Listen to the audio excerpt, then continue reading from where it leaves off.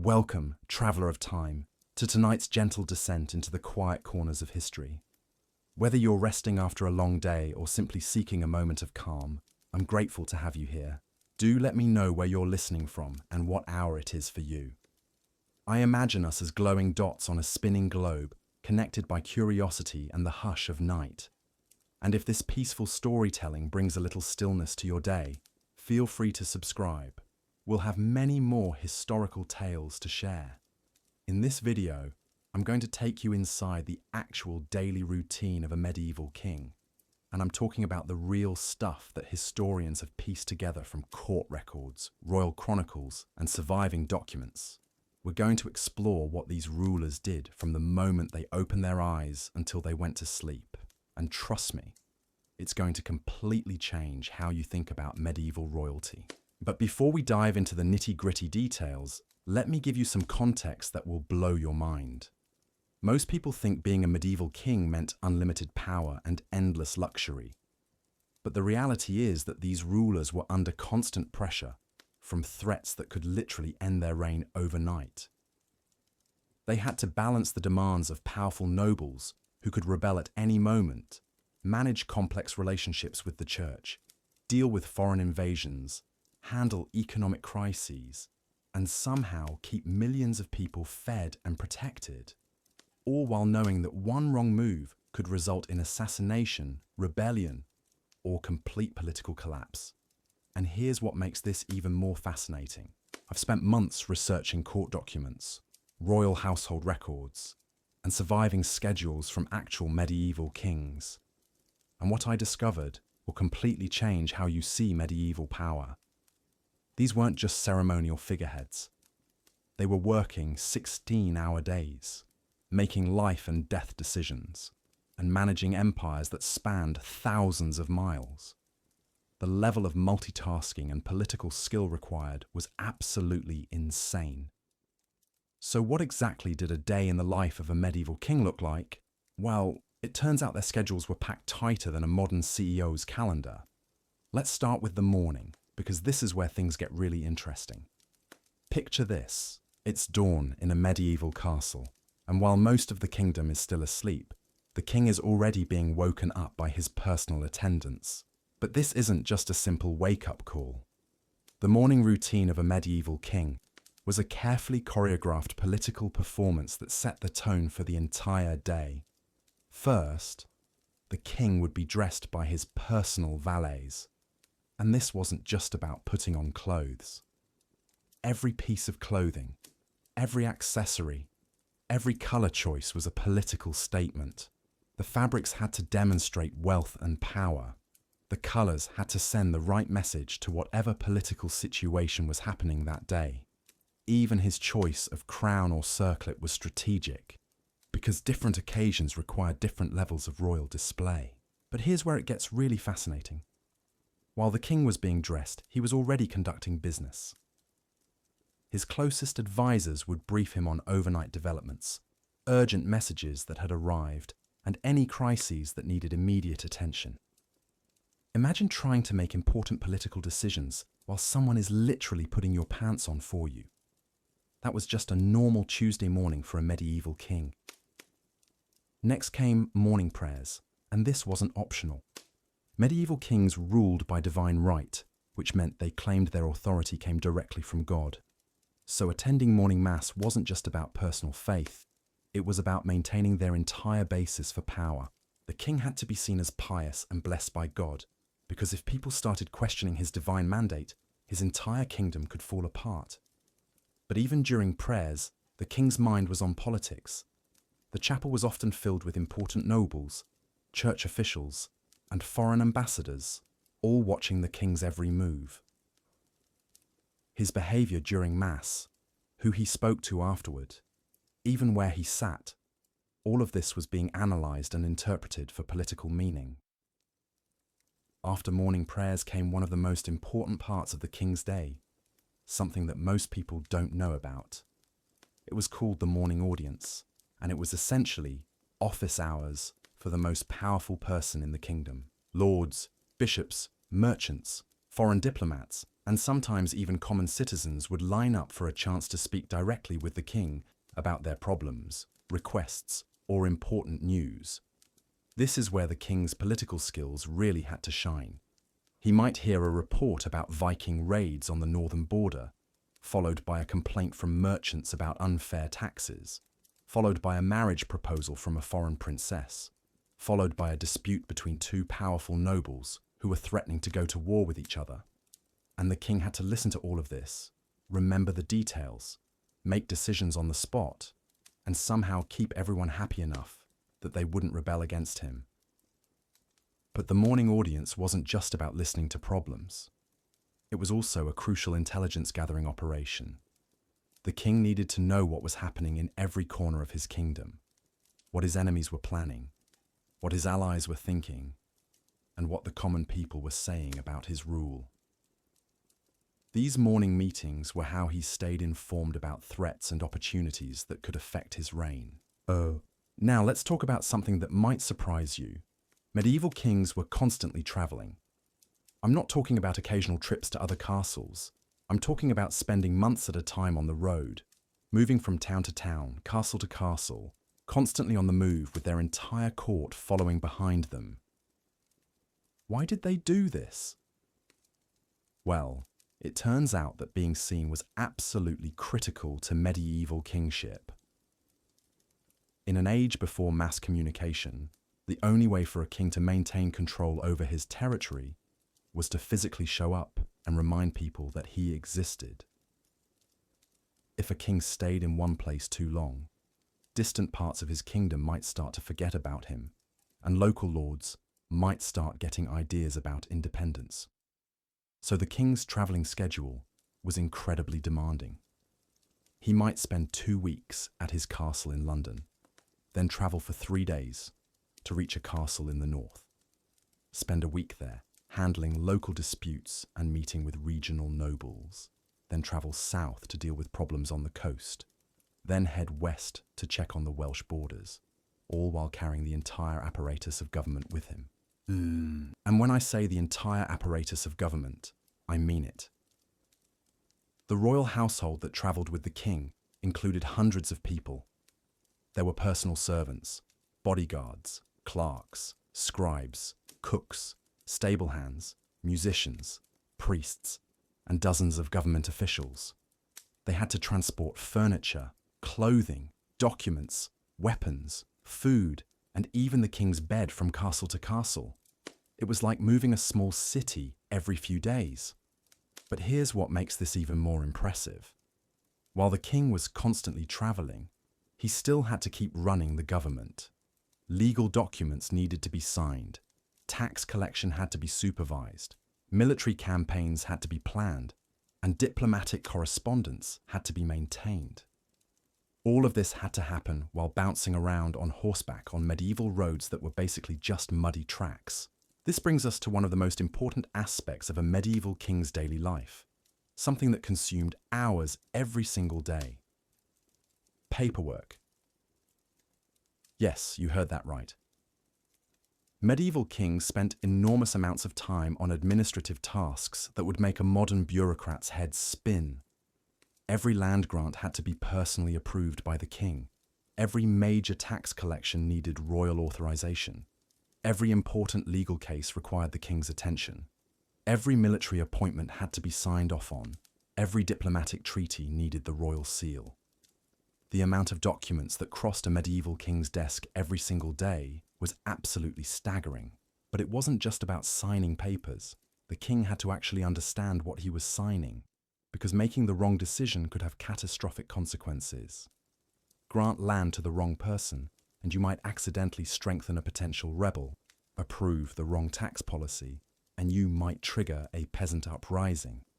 Make the wrong military appointment, and you might lose an entire army.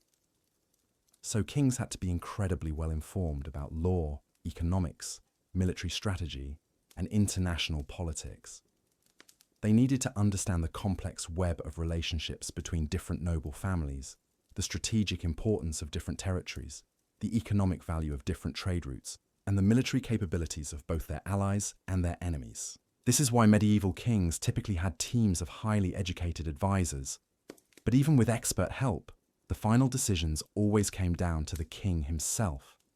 And remember, these weren't abstract policy decisions. These were choices that could literally determine whether the kingdom survived or fell apart. Now, let's talk about something that might shock you about medieval kings. They were constantly under physical threat. I'm not just talking about the occasional assassination attempt or foreign invasion.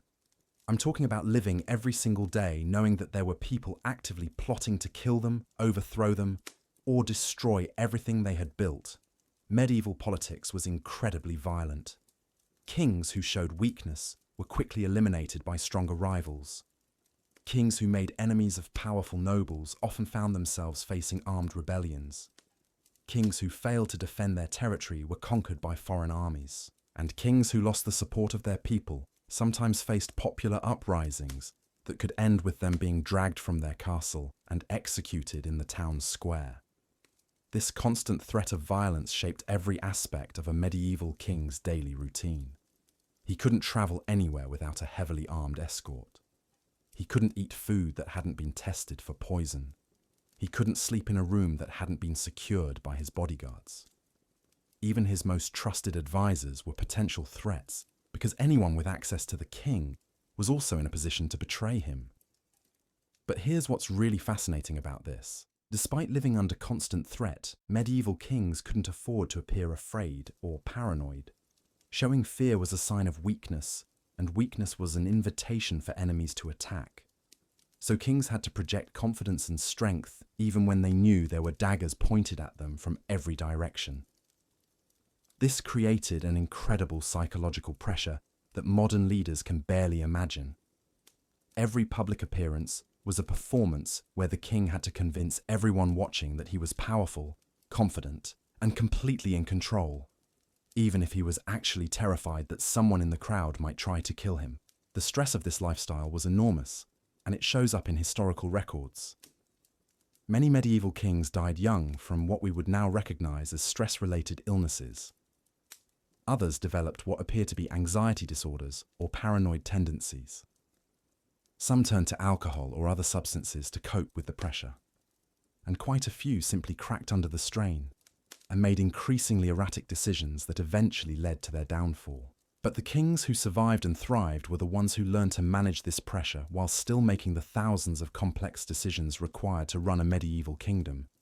They had to be simultaneously paranoid enough to stay alive and confident enough to lead effectively. It was an almost impossible balancing act, and the fact that any of them managed to pull it off for decades at a time is honestly amazing. Speaking of making complex decisions, let's dive into one of the most demanding aspects of medieval kingship: military leadership. Because when we think about medieval kings, we often picture them leading charges into battle. But the reality of royal military responsibilities was far more complex and demanding than Hollywood would have you believe. First of all, medieval kings weren't just military commanders who showed up for the big battles. They were essentially running a complex military-industrial operation that never stopped. Think about it this way. The king had to maintain standing armies, manage castle defenses, coordinate supply lines, negotiate with mercenary companies, and plan military campaigns that could last for months or even years. But here's where it gets really complicated. Medieval armies weren't like modern military forces with clear command structures and professional soldiers. Instead, they were chaotic collections of different groups with competing loyalties and interests. You had knights who owed military service to the king, but who also had their own lands and political agendas. You had mercenary companies who fought for whoever paid them the most. You had peasant levies who were forced to serve but had no military training and just wanted to go home to their farms. Managing these different factions required incredible diplomatic skill. The king had to keep his knights happy by giving them opportunities for glory and plunder. He had to pay his mercenaries enough that they wouldn't switch sides in the middle of a campaign. He had to motivate his peasant soldiers without pushing them so hard that they deserted en masse, and he had to do all of this while actually winning battles against enemies who were trying to kill him and destroy his kingdom. The logistics alone were mind-boggling. Medieval armies needed enormous amounts of food, water, weapons, armor, horses, and medical supplies. But there were no supply trucks or military logistics companies. Everything had to be organized by the king's household staff, transported by wagon trains that moved at walking speed and distributed to thousands of soldiers who were scattered across miles of countryside. And the king wasn't just responsible for supplying his own forces. He also had to think about denying supplies to his enemies. This meant controlling key bridges, roads, and river crossings. It meant securing food stores and preventing enemy raids on his territory. It meant maintaining intelligence networks to track enemy movements and plans. But perhaps the most stressful part of military leadership was making life and death tactical decisions in the middle of actual battles. When arrows are flying and men are dying all around you, the king still had to stay calm, assess the situation, and give orders that could determine whether his entire army lived or died. Medieval battles were incredibly chaotic and confusing. There were no radios or modern communication systems. Once the fighting started, the king might lose contact with parts of his army and have no idea what was happening on different parts of the battlefield. He had to make split-second decisions based on incomplete information, knowing that the wrong choice could result in total defeat and the destruction of his kingdom. And here's something that really shows how demanding medieval kingship was. Kings who were bad at military leadership didn't just lose battles, they lost everything. Their kingdoms were conquered, their families were killed or exiled, and they themselves were often executed by their victorious enemies. This created enormous pressure to constantly improve military skills and stay ahead of evolving battlefield tactics. Kings had to study the latest developments in weapons technology, fortification design, and combat strategies. They had to train regularly to maintain their personal fighting skills. And they had to build relationships with the best military minds of their time to get advice on complex strategic problems. But military leadership was just one part of the king's responsibilities. Let's talk about something that might surprise you even more. Medieval kings spent huge amounts of time on what we would now call economic policy and business management. You see, running a medieval kingdom was essentially like running a massive corporation with thousands of employees and complex revenue streams. The king had to manage royal estates that produced agricultural goods. He had to oversee mining operations that extracted valuable metals and minerals. He had to regulate trade routes and collect customs duties from merchants. He had to manage royal workshops that produced everything from weapons to luxury goods. But it wasn't just about making money. The king also had to think about economic strategy and long-term planning. Which industries should he invest in to strengthen his kingdom? Which trade partnerships would be most beneficial? How could he encourage economic growth while still maintaining political control? Medieval kings were constantly making decisions that sound like modern business problems. Should he raise taxes to fund a military campaign, even if it might hurt economic growth? Should he devalue the currency to make exports more competitive? Should he grant trading privileges to foreign merchants, or would that hurt domestic businesses? And just like modern business leaders, kings had to deal with economic crises that could threaten everything they had built. Crop failures could lead to famine and social unrest. Trade wars could disrupt vital revenue streams. Currency manipulation by rival kingdoms could destabilize the entire economy. The king's economic decisions affected millions of people, and getting them wrong could trigger rebellions, invasions, or complete social collapse. So medieval kings had to become experts in agriculture, manufacturing, international trade, monetary policy, and dozens of other economic specialties. But here's what makes this even more impressive. Medieval kings had to manage all of these economic responsibilities without modern tools like statistical analysis, economic forecasting, or even basic accounting systems. They had to rely on their personal judgment, advice from trusted experts, and whatever information they could gather from traveling merchants and diplomatic contacts. Now let's dive into something that consumed enormous amounts of the king's time and energy. Legal responsibilities, because medieval kings weren't just political and military leaders. They were also the ultimate judges and legal authorities for their entire kingdoms. This meant that the most complex, important, and controversial legal cases eventually made their way to the king's personal attention. Disputes between powerful nobles that could lead to civil war. Accusations of treason against high-ranking officials. Property disputes that involved vast amounts of land and wealth. Criminal cases where the punishment could be death or exile. The king had to hear evidence, question witnesses, consult with legal experts, and make final decisions that everyone would accept as binding. But these weren't just abstract legal puzzles.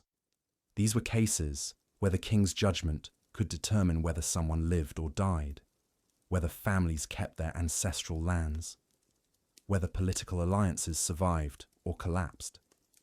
And medieval law was incredibly complex. There were different legal systems for different classes of people. Church law governed certain types of cases. Local customs and traditions had to be respected. International treaties created additional legal obligations. The king had to understand all of these different legal frameworks and figure out how to apply them fairly while still maintaining his own political interests. But legal decision-making was just part of the king's judicial responsibilities. He also had to maintain the entire court system that administered justice throughout his kingdom. This meant appointing judges, overseeing court procedures, ensuring that legal decisions were enforced, and handling appeals from lower courts. Medieval justice was often harsh and violent, but it had to be effective enough to maintain social order. The king had to balance being tough enough to deter crime with being fair enough to maintain popular support. Too lenient, and criminals would think they could get away with anything. Too harsh, and people would see him as a tyrant who couldn't be trusted. This brings us to one of the most demanding aspects of medieval kingship: diplomatic relations with other kingdoms, the church, and powerful internal factions. Because medieval politics was like playing three-dimensional chess while blindfolded, with the stakes being the survival of your entire kingdom, kings had to maintain complex relationships with dozens of different political actors, each with their own interests, capabilities, and potential for causing trouble. Foreign rulers who might be allies today and enemies tomorrow. Church officials who claimed authority that sometimes conflicted with royal power. Powerful nobles who controlled their own armies and territories. Merchant guilds that controlled vital economic resources. Every conversation, every letter, every diplomatic meeting was a high-stakes negotiation where the wrong word could trigger a crisis. Kings had to be incredibly skilled at reading people, understanding hidden agendas, and finding ways to get what they wanted without making unnecessary enemies. But diplomatic skill wasn't just about personal charm or negotiating ability. Kings also had to understand the complex web of relationships between different political actors. Who was allied with whom? What were each faction's strengths and weaknesses? How would different groups react to various policy decisions? This required maintaining extensive intelligence networks and spending huge amounts of time analyzing political information. The king needed to know what foreign rulers were planning, what his own nobles were thinking, what the church hierarchy was discussing, and what ordinary people were saying about his government. And all of this political maneuvering had to happen while the king was simultaneously managing military campaigns, economic crises, legal disputes, and the hundreds of other daily responsibilities that came with running a medieval kingdom. It's honestly amazing that anyone could handle this level of complexity and pressure without completely losing their minds. But the kings who survived and prospered were the ones who developed systems and skills that allowed them to juggle all of these different responsibilities effectively. They built trusted teams of advisors and administrators. They created efficient procedures for handling routine decisions. They learned to prioritize the most important problems and delegate less critical tasks to subordinates. Most importantly, they understood that being a medieval king wasn't just about having power, It was about using that power effectively to solve problems, protect their people, and build something that would last beyond their own lifetime. The kings who forgot this lesson usually didn't stay kings for very long. Now, here's something that will absolutely blow your mind about medieval kingship: the sheer amount of ceremony and ritual that these rulers had to participate in every single day. We're not talking about the occasional grand coronation or royal wedding that you see in movies. I'm talking about dozens of formal ceremonies, rituals, and symbolic performances that happened constantly throughout the year. Think about it this way. Medieval people believed that the king's authority came directly from God, but that divine connection had to be constantly reinforced through elaborate public displays. The king couldn't just sit in his castle and expect people to remember that he was divinely appointed. He had to prove it over and over again through carefully choreographed ceremonies that demonstrated his special relationship with heaven. So what did this actually look like in practice? Well, the king's calendar was packed with religious festivals, seasonal celebrations, and political ceremonies that required his personal participation. Easter required weeks of special masses and processions. Christmas meant elaborate gift-giving ceremonies with hundreds of nobles. Harvest festivals required the king to bless crops and livestock. Victory celebrations after military campaigns could last for days. But here's where it gets really demanding. Each of these ceremonies had to be performed perfectly, because any mistake could be interpreted as a sign that God was withdrawing his support from the king. If the king stumbled during a procession, people might think it was an omen of defeat. If he wore the wrong colours during a religious ceremony, it could be seen as disrespect toward the church. If he failed to follow the proper protocol during a diplomatic meeting, it could trigger an international incident. So medieval kings had to memorize incredibly complex ceremonial procedures for dozens of different types of events. They had to know exactly where to stand, what to say, when to bow, which crown to wear, and how to interact with different classes of people according to elaborate rules of precedence and protocol. And remember, this wasn't just about looking impressive. These ceremonies were actually crucial tools of political control. When a king appeared in full royal regalia, surrounded by his nobles and blessed by church officials, it sent a powerful message about his authority and legitimacy. People who might question his right to rule in private would find it much harder to rebel after witnessing these awe-inspiring displays of royal power. But the pressure of performing these ceremonies perfectly was enormous. The king was constantly being watched by hundreds or even thousands of people who were analysing his every gesture for political meaning. A moment of weakness or uncertainty could undermine months of careful political manoeuvring. This brings us to something that most people never think about when they imagine medieval royalty: the incredible physical demands of being a king. These weren't sedentary desk jobs where you could sit comfortably all day. Medieval kingship required enormous stamina, strength, and pain tolerance. First, there was all that travelling I mentioned earlier. We're talking about spending months at a time on horseback, riding for 8 to 12 hours a day on roads that were basically just muddy tracks full of rocks and holes. Medieval saddles weren't comfortable leather chairs like modern ones. They were hard wooden frames that would leave you sore and bruised after just a few hours of riding, but the travelling was just the beginning. Kings had to be able to fight in full armour that weighed 60 to 80 pounds. They had to be skilled with multiple weapons, including swords, lances, maces, and crossbows. They had to be able to control a warhorse in the chaos of battle while making split-second tactical decisions. And it wasn't just about combat skills. Medieval kings had to have the physical presence and stamina to command respect from hardened warriors who had spent their entire lives training for violence. If a king looked weak or tired during a military campaign, his own soldiers might start questioning whether he was fit to lead them into battle. The physical demands extended to everyday court life as well. Those elaborate ceremonies I mentioned earlier often required standing for hours in heavy, formal clothing and uncomfortable crowns. Royal banquets could last all night, and the king was expected to remain alert and socially engaged throughout the entire event. Medieval castles were cold, drafty, and often unhealthy places to live. There was no central heating, limited sanitation, and primitive medical care. Kings regularly got sick from contaminated food, infected wounds, and exposure to harsh weather during military campaigns. But they couldn't afford to show weakness or take time off to recover, because that would give their enemies opportunities to strike. The combination of physical stress, constant travel, irregular meals, and chronic sleep deprivation took a severe toll on royal health.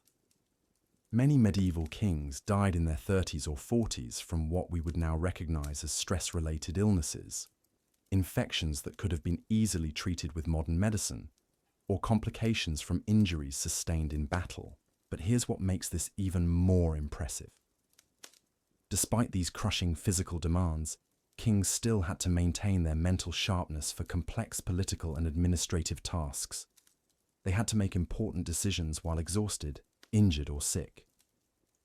They had to negotiate delicate diplomatic agreements while dealing with chronic pain from old battle wounds.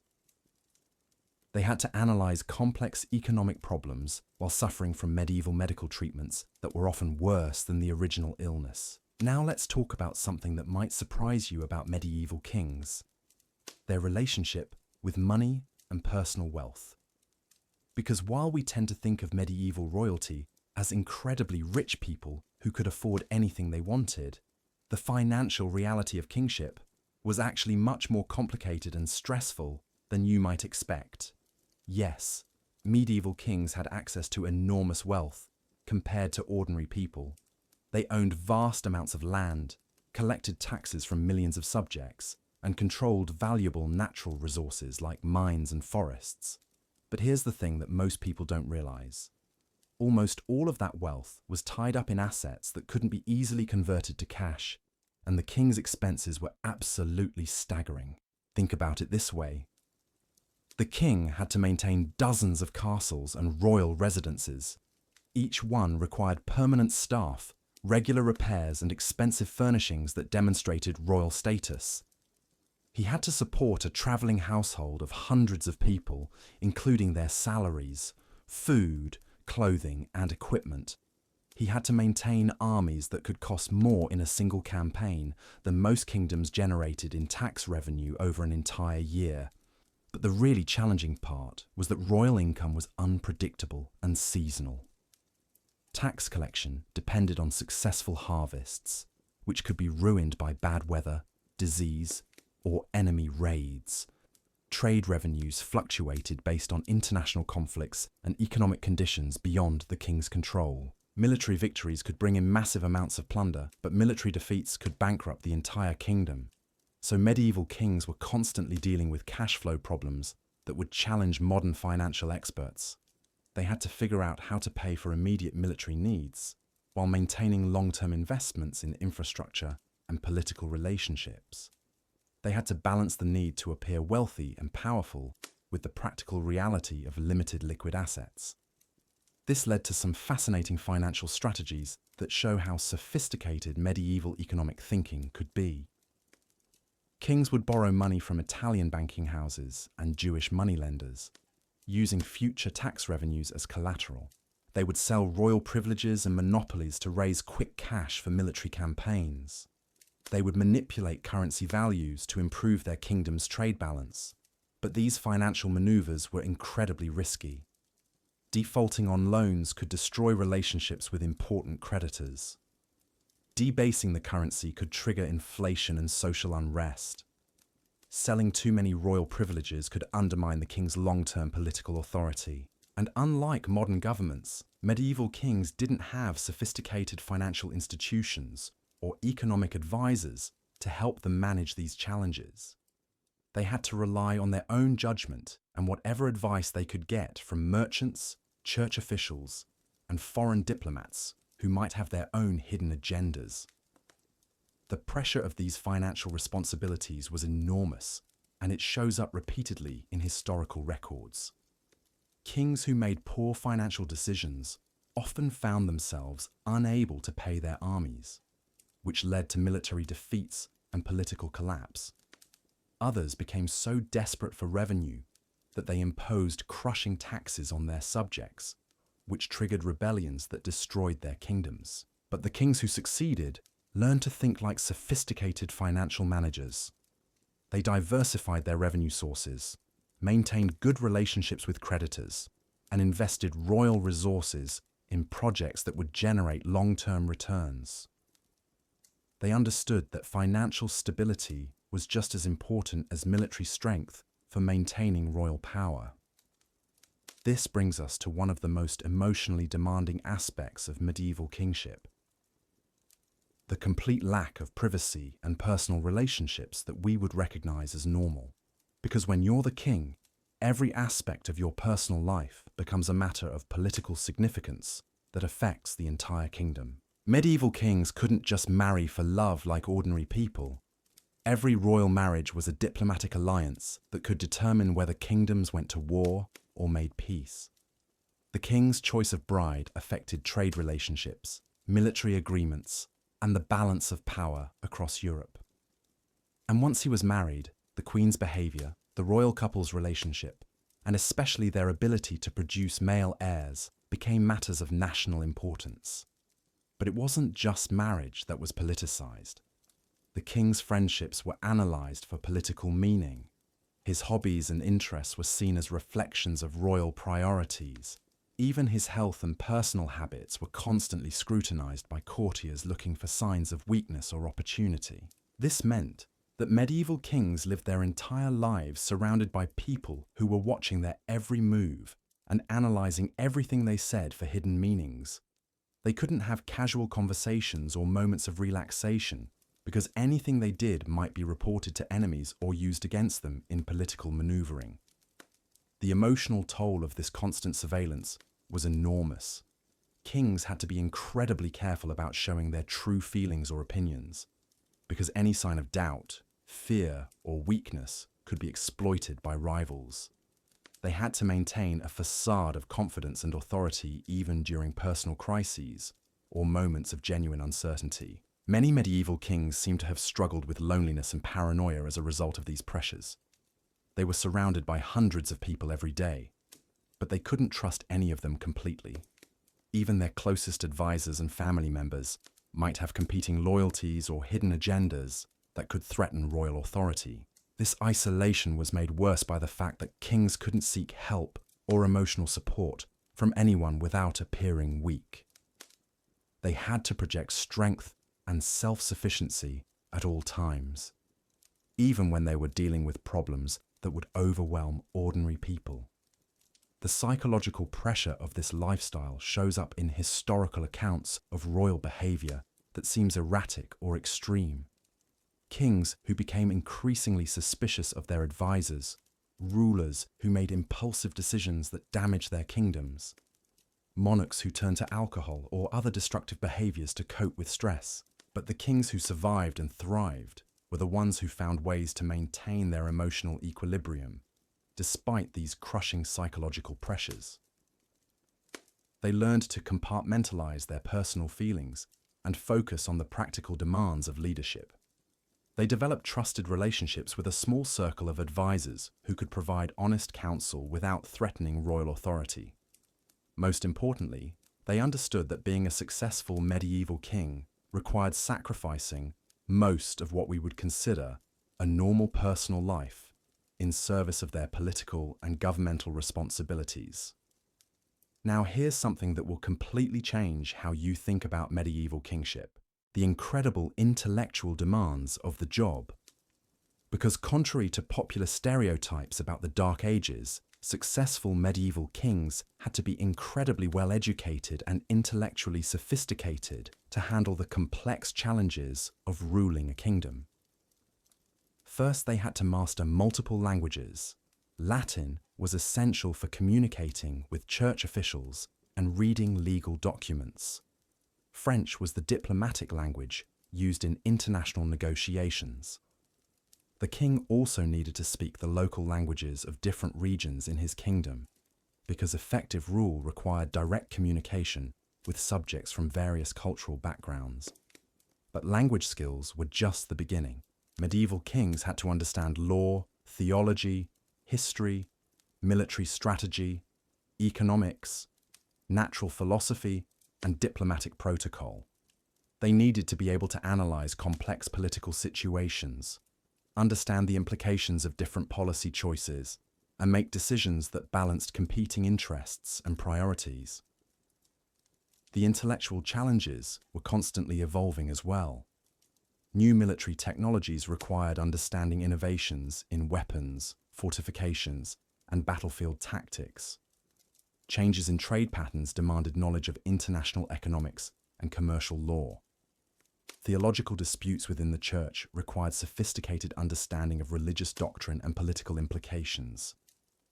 Kings who weren't intellectually curious or capable of continuous learning quickly found themselves outmaneuvered by smarter rivals or unable to adapt to changing circumstances. The medieval world was far more dynamic and complex than most people realize, and successful leadership required constantly updating knowledge and skills. This intellectual development had to happen while simultaneously managing all the other demands of kingship. Kings couldn't take sabbaticals to study or hire tutors for extended educational programs. They had to learn on the job while making life and death decisions that affected millions of people. Many successful medieval kings were genuinely brilliant individuals who would have excelled in any historical period. They had to be strategic thinkers, skilled negotiators, effective communicators, and quick learners all at the same time. The combination of intellectual demands and practical pressures created a leadership challenge that was probably more difficult than anything faced by modern political leaders. But perhaps the most demanding aspect of medieval kingship was something that ties together all of these different challenges. The constant awareness that failure meant not just personal disappointment, but the complete destruction of everything the king had worked to build. Modern political leaders who make mistakes might lose elections or face criticism, but their countries continue to exist and their families remain safe. Medieval kings who failed faced conquest, exile, execution, and the complete elimination of their dynasties. The stakes of every decision were literally life and death, not just for the king himself, but for everyone who depended on his success. This knowledge shaped every aspect of royal decision-making and created a level of pressure that's almost impossible for us to imagine today. Every morning when a medieval king woke up, he knew that the choices he made that day could determine whether his kingdom survived or fell to enemies who would show no mercy to him or his family. The weight of this responsibility was enormous, and it required a level of mental toughness and emotional resilience that few people possess. Medieval kings had to function effectively under constant stress while making complex decisions with incomplete information and dealing with threats that could emerge from any direction at any time. Yet despite all of these crushing demands and pressures, many medieval kings not only survived, but actually thrived and built lasting legacies that shaped European civilization for centuries. They created legal systems, cultural institutions, and political structures that influenced the development of modern democratic governments. The daily life of a medieval king was far more complex, demanding, and stressful than most people realize. These weren't lazy aristocrats lounging around in luxury. They were working incredibly hard under enormous pressure to solve problems that would challenge the most capable modern leaders. Understanding the full scope of what medieval kings accomplished requires looking at how they managed their time and energy across all these different responsibilities. Because here's something that will absolutely blow your mind. These rulers didn't have the luxury of focusing on just one crisis at a time. They had to juggle multiple catastrophic problems simultaneously while maintaining the appearance of complete control. Imagine waking up on a Monday morning and learning that Vikings have raided 3 coastal towns. Your most powerful duke is threatening rebellion because you denied his marriage request. The harvest failed in 2 provinces, and people are starting to starve. Your treasury is nearly empty because you spent everything on the last military campaign. And oh, by the way, the Pope is demanding that you launch a crusade to the Holy Land within 6 months. That wasn't an unusually bad week for a medieval king. That was just Tuesday.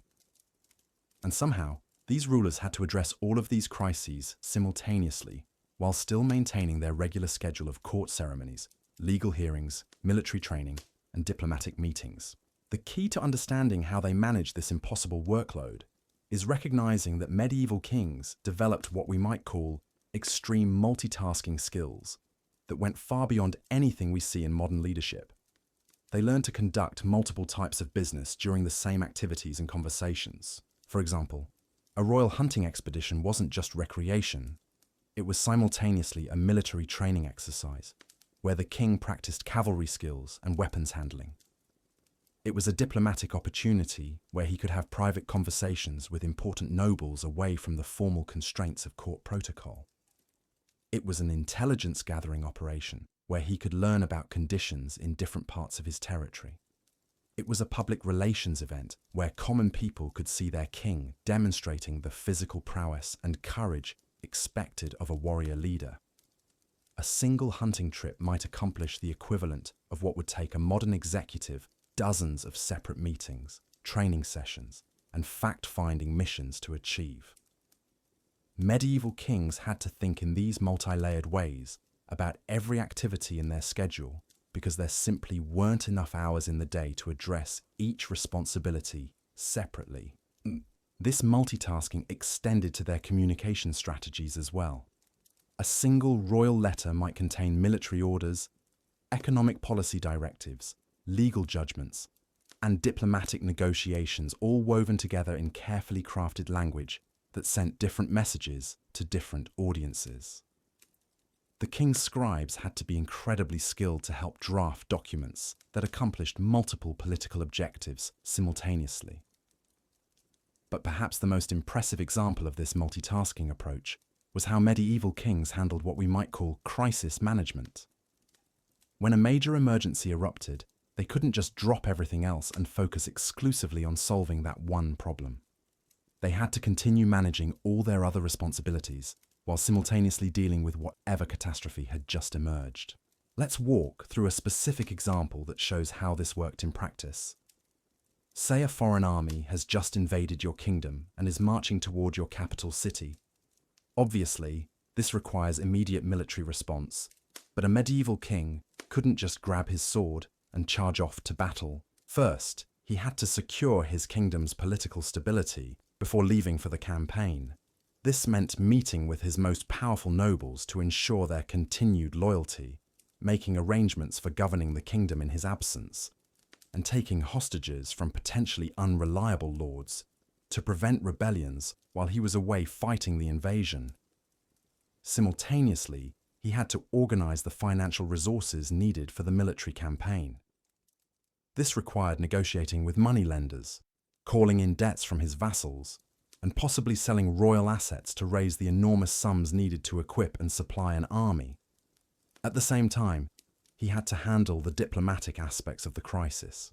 This meant sending messages to potential allies asking for military assistance, negotiating with neutral parties to prevent them from joining the enemy, and communicating with church officials to ensure their support for what he would frame as a just war. And while all of this was happening, he still had to maintain the regular functions of government. Legal cases couldn't just be postponed indefinitely while he dealt with the invasion. Tax collection had to continue to fund the war effort. Trade relationships had to be managed to prevent economic collapse during the military emergency. The logistical coordination required to handle all of these different aspects of crisis management simultaneously was absolutely staggering. The king had to keep track of dozens of different ongoing negotiations, military preparations, financial arrangements, and political maneuverings all at the same time. But here's what makes this even more impressive. Medieval kings had to manage all of this coordination without modern communication technology. There were no phones, no email, no instant messaging systems. Every important communication had to be written by hand, sealed with the royal seal and carried by messengers on horseback, who might take days or weeks to reach their destinations. This meant that kings had to be incredibly skilled at long-term strategic planning and anticipating how different situations might develop over time. When they sent a message to a potential ally asking for military assistance, they had to predict what the political situation would look like by the time that message arrived and a response came back. They also had to build redundancy into their communication systems because messages could be intercepted by enemies, messengers could be killed or captured, and important documents could be lost or delayed by bad weather or dangerous road conditions. Smart kings would send the same message through multiple channels and use coded language to protect sensitive information from hostile interception. The mental demands of keeping track of all these different communication threads while simultaneously managing military, political, and economic crises would challenge the most sophisticated modern leaders. Medieval kings had to do it all with nothing more than their personal memory, handwritten notes, and whatever organizational systems they could develop with their small staffs of clerks and advisors. Now let's dive into something that reveals just how demanding the intellectual side of medieval kingship really was. The king's role as the ultimate legal authority for his entire kingdom, because this wasn't just about making occasional high-profile decisions in important cases. Medieval kings were essentially running the entire judicial system and had to understand legal principles that would challenge modern lawyers and judges. The complexity started with the fact that medieval kingdoms typically had multiple overlapping legal systems that all claimed authority over different types of cases and different classes of people. There was royal law that applied to cases involving the crown's direct interests. There was church law that governed moral and religious matters. There was feudal law that regulated relationships between lords and vassals. There were local customs and traditions that varied from region to region within the same kingdom. The king had to understand all of these different legal frameworks and figure out which one applied to each case that came before him. But it gets even more complicated because many cases involve conflicts between different legal systems. What happened when church law said one thing and royal law said something else? How did you handle disputes between people who were subject to different legal traditions? These weren't abstract theoretical problems. They were practical dilemmas that could determine whether someone lived or died, whether families kept their ancestral lands, whether entire regions remained loyal to the crown or rebelled against royal authority. The king's legal decisions had immediate and far-reaching political consequences that could affect the stability of his entire kingdom. But medieval kings couldn't just make arbitrary decisions based on their personal preferences or political convenience. They had to justify their judgments according to established legal principles and precedents that would be accepted as legitimate by the various groups affected by their rulings. This required an incredibly sophisticated understanding of legal reasoning, historical precedents, and political implications. Kings had to be able to analyze complex factual disputes, evaluate conflicting testimony from witnesses who might be lying or mistaken, and apply abstract legal principles to specific situations that might not fit neatly into existing categories. The intellectual demands were made even more challenging by the fact that medieval law was heavily influenced by religious and moral considerations that modern legal systems try to separate from practical judicial decision-making. Kings had to consider not just what was legally correct, but also what was morally right according to Christian doctrine, what was politically wise given the current balance of power, and what was practically enforceable given the limited resources available for implementing their decisions. And remember, these legal decisions had to be made quickly, often with incomplete information and under intense pressure from competing interest groups who all claimed that their version of events was correct and their desired outcome was just. The stakes were enormous because legal decisions were one of the primary ways that medieval kings demonstrated their wisdom, fairness, and divine mandate to rule. A king who consistently made legal judgments that were seen as arbitrary, unfair, or incompetent would quickly lose the respect and loyalty of his subjects. But kings who developed reputations for wise and just legal decision-making could use that moral authority to strengthen their political position and solve other problems facing their kingdoms. People who trusted their king's judgment in legal matters were more likely to support him during military crises, pay their taxes without resistance, and remain loyal during political challenges from rival claimants to the throne. This brings us to another aspect of medieval kingship that required incredible skill and emotional intelligence. Managing the complex web of personal relationships that held medieval political systems together.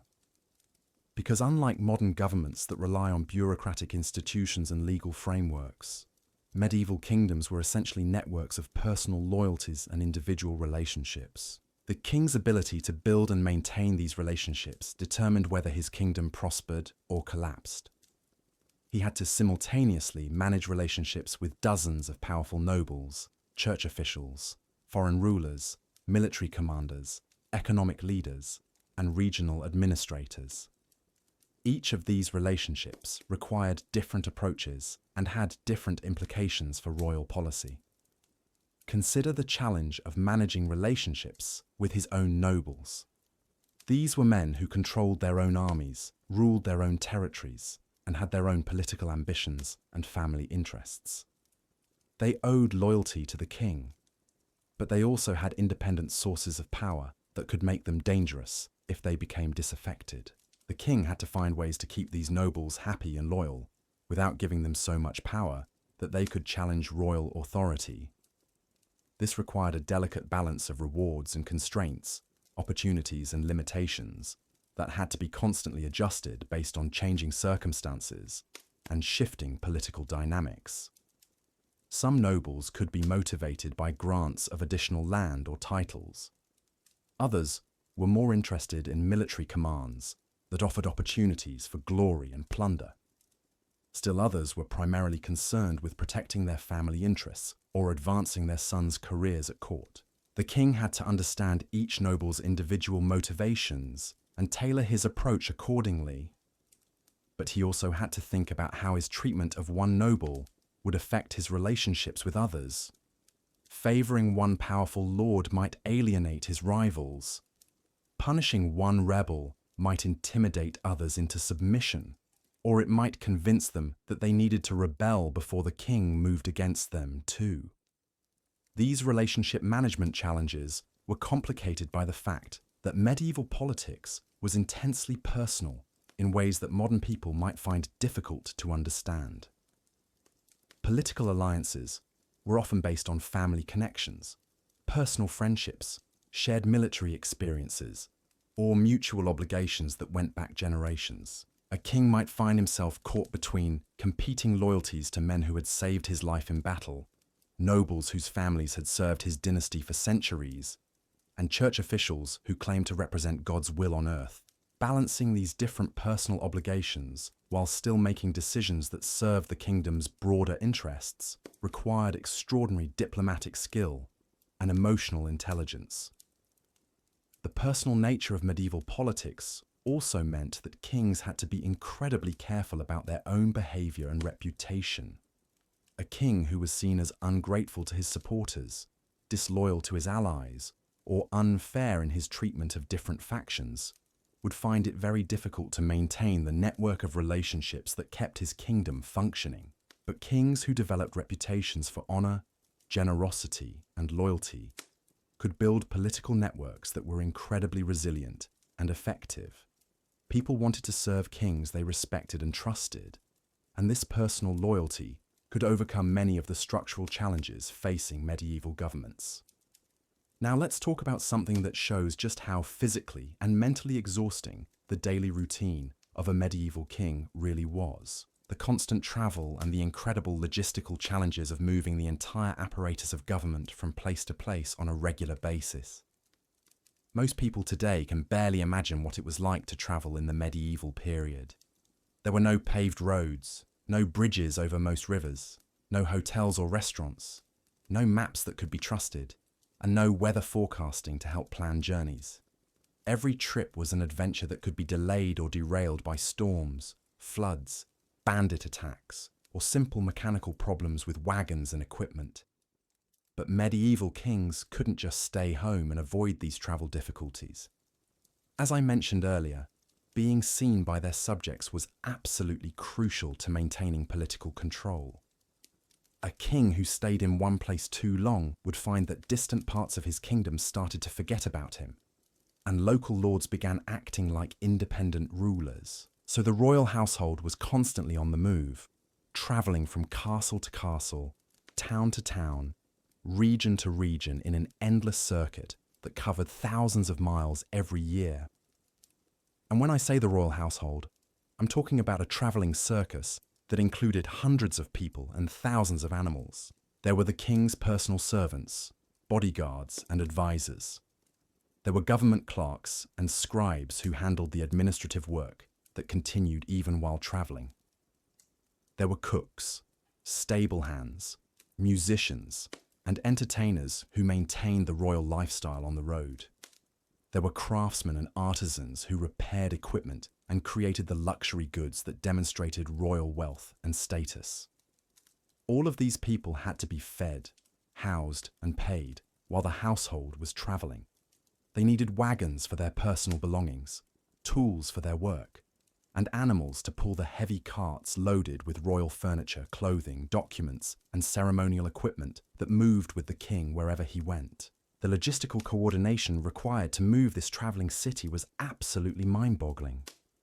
Someone had to plan routes that could accommodate hundreds of people and dozens of heavy wagons. Food and supplies had to be arranged at each stopping point. Accommodations had to be prepared for the entire household, which often meant taking over entire towns or requiring local lords to provide hospitality, whether they could afford it or not. But here's what makes this even more challenging. The king couldn't just focus on travel logistics while his household was on the road. He still had to conduct all the regular business of government while bouncing around in a medieval wagon on roads that were basically just muddy tracks full of rocks and holes. Legal cases had to be heard and decided.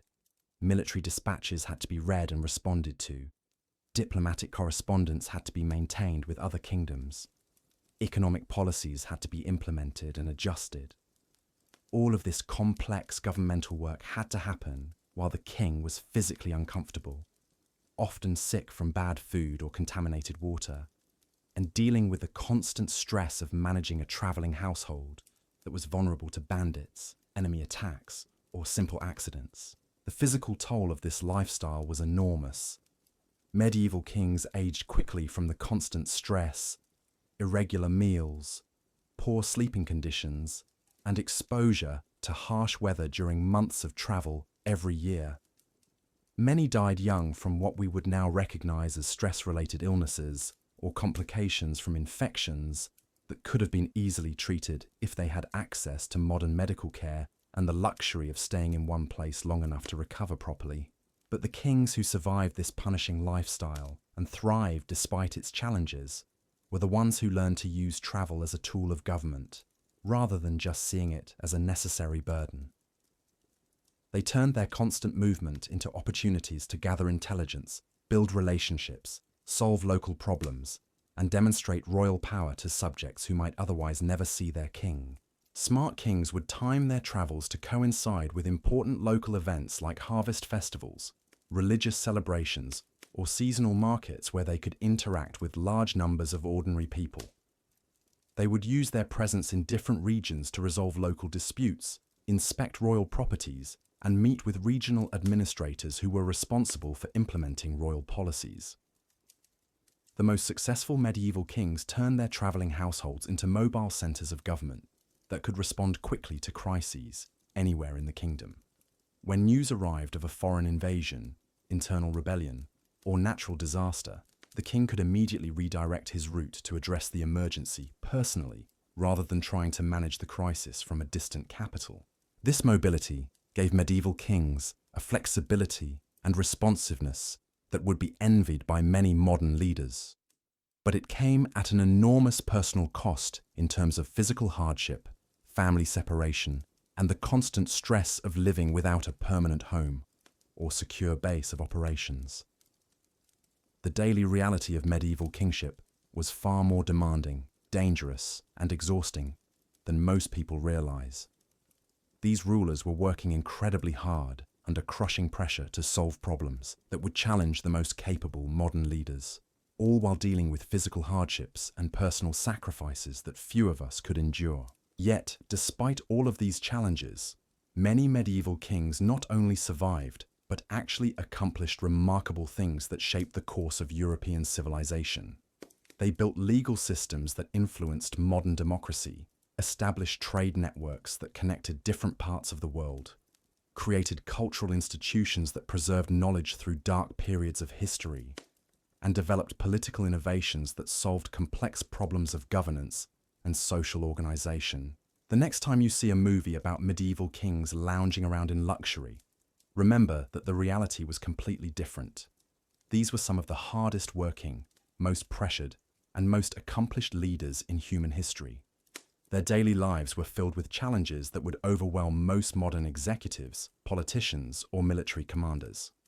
But before we can fully appreciate what made the most successful medieval kings so remarkable, we need to understand one more crucial aspect of their daily lives that ties together all of these different challenges and responsibilities. That crucial aspect was something that might shock you about medieval kingship: the incredible emotional and psychological burden of making decisions that could literally determine whether thousands or even millions of people lived or died.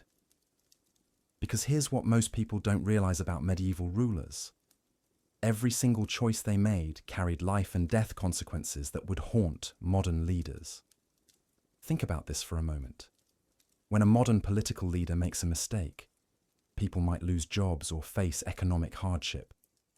When a medieval king made a mistake, entire cities could be burned to the ground. Thousands of families could be slaughtered, and entire bloodlines could be wiped from existence. The weight of that responsibility was absolutely crushing. Let me paint you a picture of what this actually looked like in practice. The king wakes up one morning and receives reports that enemy forces are approaching 3 different parts of his kingdom simultaneously. He has enough military resources to defend 2 of those locations effectively, but not all 3. So he has to choose which towns and villages will receive protection and which ones will be left to face invasion, conquest, rape, pillage, and murder. How do you make that choice? Do you save the largest population center and sacrifice the smaller communities? Do you protect the economically important regions and abandon the poor agricultural areas? Do you defend the places with the most political significance and let the others burn? There's no good answer, and whatever decision you make will result in the deaths of people who trusted you to protect them. But here's what makes this even more psychologically devastating. The king would often know many of these people personally. Medieval kingdoms were much smaller and more personal than modern nations. The king might have visited those threatened towns during his travels. He might have met the local lords, blessed their children, attended their weddings, heard their legal disputes. These weren't abstract statistics on a government report. These were real people with faces and names and families who were depending on him to save their lives. Now imagine having to live with the knowledge that your decision condemned hundreds or thousands of those people to death. Imagine receiving reports weeks later about what happened to the places you chose not to defend. Imagine meeting the survivors and seeing the accusation in their eyes, even if they're too afraid or respectful to voice their anger directly. The psychological toll of carrying that kind of responsibility would break most people. And remember, medieval kings had to make these kinds of impossible choices not once in a lifetime, but regularly throughout their reigns. Every major decision involved trade-offs that meant some people would live and others would die. But it wasn't just military decisions that carried these crushing moral burdens. Economic policies had life and death consequences too. Raising taxes to fund necessary government services might prevent starvation in one region, while triggering famine in another area that could no longer afford food. Granting trade privileges to foreign merchants might bring prosperity to port cities, while destroying the livelihoods of domestic craftsmen and their families. Even seemingly simple administrative decisions could have devastating unintended consequences. Appointing the wrong person to a regional governorship might lead to corruption, oppression, and eventually rebellion that costs thousands of lives. Choosing the wrong marriage alliance might trigger a war that lasts for decades and destroys multiple kingdoms. Medieval kings lived with the constant awareness that their judgment was literally the difference between life and death for countless people. They couldn't delegate these ultimate decisions to subordinates or hide behind bureaucratic processes. The responsibility was entirely theirs, and everyone knew it. This created a level of psychological pressure that's almost impossible for modern people to comprehend. Every mistake was amplified into a catastrophe. Every success was temporary and fragile. Every decision opened up new possibilities for future disasters that the king would be personally responsible for preventing or managing. The loneliness of this burden was made worse by the fact that kings couldn't share their doubts or fears with anyone without appearing weak and undermining their authority. They had to project confidence and certainty even when they were genuinely uncertain about what the right choice might be. They had to convince everyone around them that they were capable of handling these impossible responsibilities, even when they were privately terrified of making the wrong decision. Many medieval kings developed what we would now recognize as chronic anxiety, depression, or post-traumatic stress from the cumulative weight of these moral burdens. Historical records describe rulers who became increasingly paranoid, erratic, or withdrawn as they aged and accumulated more traumatic experiences of seeing their decisions lead to suffering and death. But the most successful medieval kings were the ones who found ways to cope with these psychological pressures without losing their ability to function effectively as leaders. They developed mental frameworks that allowed them to accept the tragic reality that leadership sometimes requires choosing between different forms of suffering, rather than finding perfect solutions that avoid all harm. They learned to focus on making the best decisions possible with the information available, rather than torturing themselves over outcomes they couldn't control. They found ways to honor the people who died as a result of their choices, while still maintaining the emotional strength needed to keep making difficult decisions in the future. Most importantly, they understood that the alternative to making these hard choices wasn't avoiding responsibility for death and suffering. The alternative was allowing their kingdoms to collapse into chaos, where even more people would die from war, famine, disease, and social breakdown. The burden of leadership was accepting responsibility for some deaths in order to prevent even greater catastrophes. Now let's talk about something that reveals just how sophisticated medieval kings had to be as strategic thinkers. Their approach to what we would now call intelligence gathering and information warfare. Because successful medieval rulers weren't just making decisions based on whatever information happened to come their way. They were actively building and managing complex intelligence networks that would impress modern spy agencies. Think about the challenge these kings faced. They needed to know what was happening in every corner of their own kingdoms, what their enemies were planning, what their allies were really thinking, what foreign rulers were negotiating with each other, and what ordinary people were saying about royal policies. All of this intelligence gathering had to happen in an age without telecommunications, photography, or any of the technological tools that modern intelligence services take for granted. So how did medieval kings solve this problem? They created sophisticated human intelligence networks that relied on personal relationships, financial incentives, and careful psychological manipulation to gather information from sources throughout Europe and beyond. Royal courts were filled with foreign diplomats, traveling merchants, visiting scholars, and other people who had access to information from distant places. Smart kings learned to extract intelligence from these visitors through careful questioning during seemingly casual social interactions. A conversation about trade conditions might reveal information about military preparations. A discussion of religious matters might provide insights into political tensions in neighboring kingdoms, but passive intelligence gathering wasn't enough. Medieval kings also recruited active agents who would travel to foreign courts, infiltrate enemy organizations, and report back on everything they observed. These weren't professional spies in the modern sense, but rather trusted individuals who combined intelligence gathering with their regular activities as merchants, pilgrims, scholars, or diplomatic representatives. The most effective intelligence networks included people from all levels of society. Servants in enemy castles could report on private conversations between hostile nobles. Merchants could observe military preparations and economic conditions in foreign territories. Church officials could provide information about political discussions that happened during religious meetings and ceremonies. Managing these intelligence networks required incredible skill in human psychology and relationship management. Kings had to identify people who had access to valuable information and figure out how to motivate them to share it. Some agents were motivated by money, others by political beliefs, and still others by personal loyalty to the king or hatred of his enemies. But intelligence gathering was only half the battle. Medieval kings also had to master what we would now call information warfare, by controlling how information spread throughout their own kingdoms and beyond. They needed to promote narratives that supported their authority while suppressing stories that might undermine their legitimacy or encourage rebellion. This required sophisticated understanding of how information traveled in medieval society. News spread through merchant networks, religious organizations, traveling entertainers, and the constantly moving populations of soldiers, craftsmen, and agricultural workers.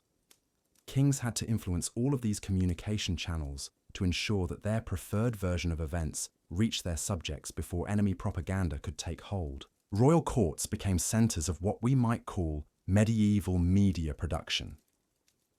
Kings employed chroniclers, poets, musicians, and artists who created official versions of important events that portrayed the royal government in the most favorable possible light. These creative works weren't just entertainment. They were political tools designed to shape public opinion and reinforce royal authority. But controlling information flow required more than just producing royal propaganda. Kings also had to suppress or counter hostile narratives that could damage their reputations or encourage opposition to their rule. This meant monitoring what people were saying in taverns, markets, and other gathering places where public opinion was formed. The most sophisticated medieval kings understood that information warfare was just as important as military campaigns for determining who held power.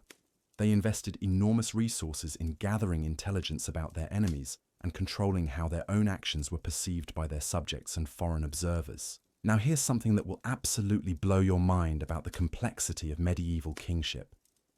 The incredible diplomatic sophistication required to manage relationships, not just with other kingdoms, but with the dozens of semi-independent political entities that existed within medieval Europe.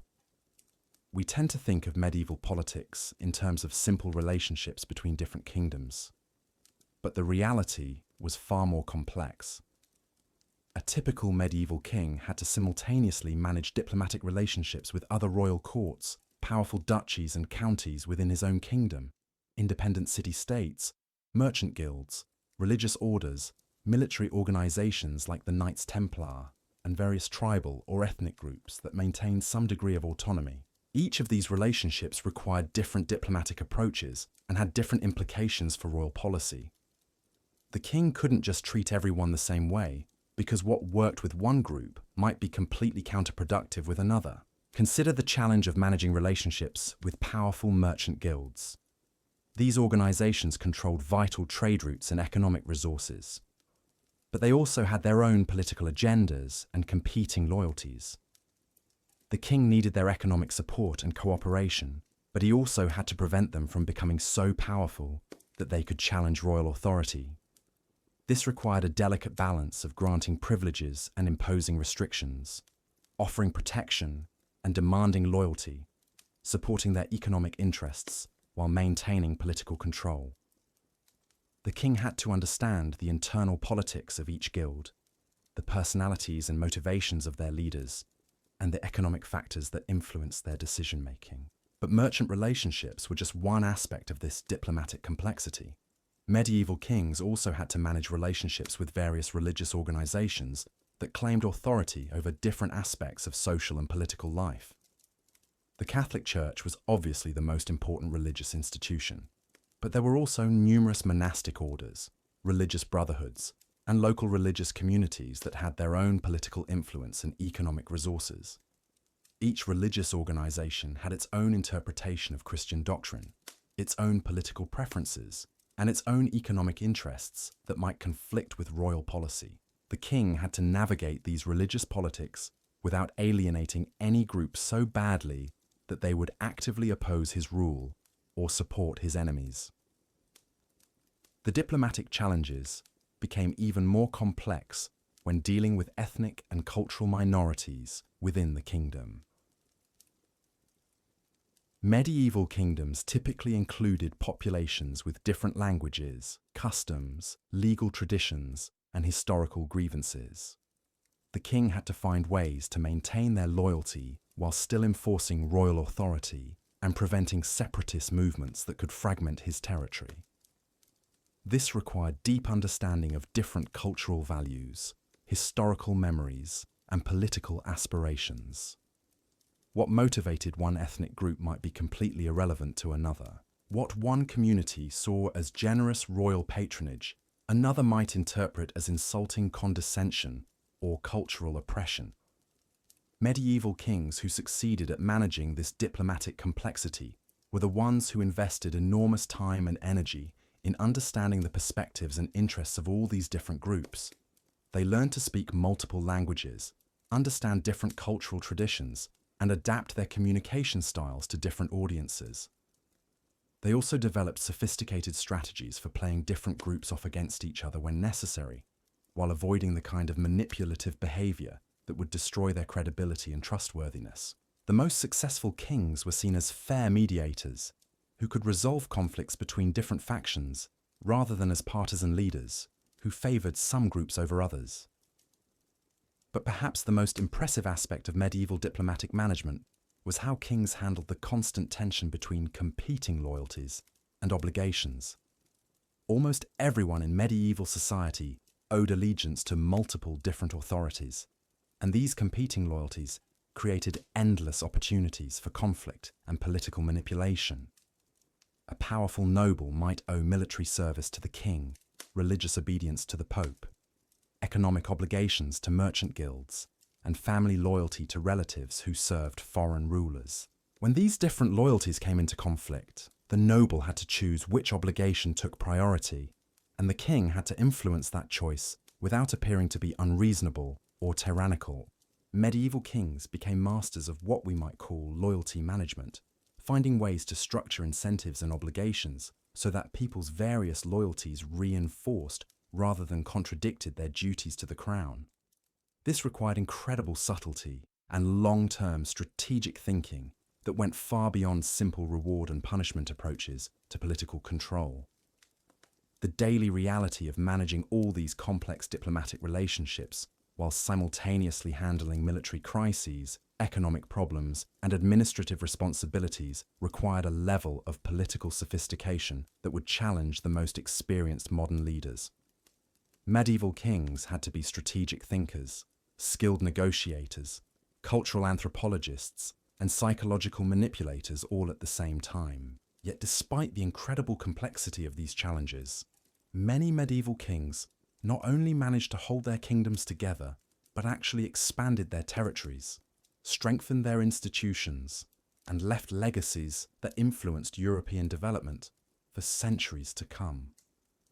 This brings us to something that ties together all of these different aspects of medieval kingship and shows why the daily life of these rulers was so much more demanding than most people realize.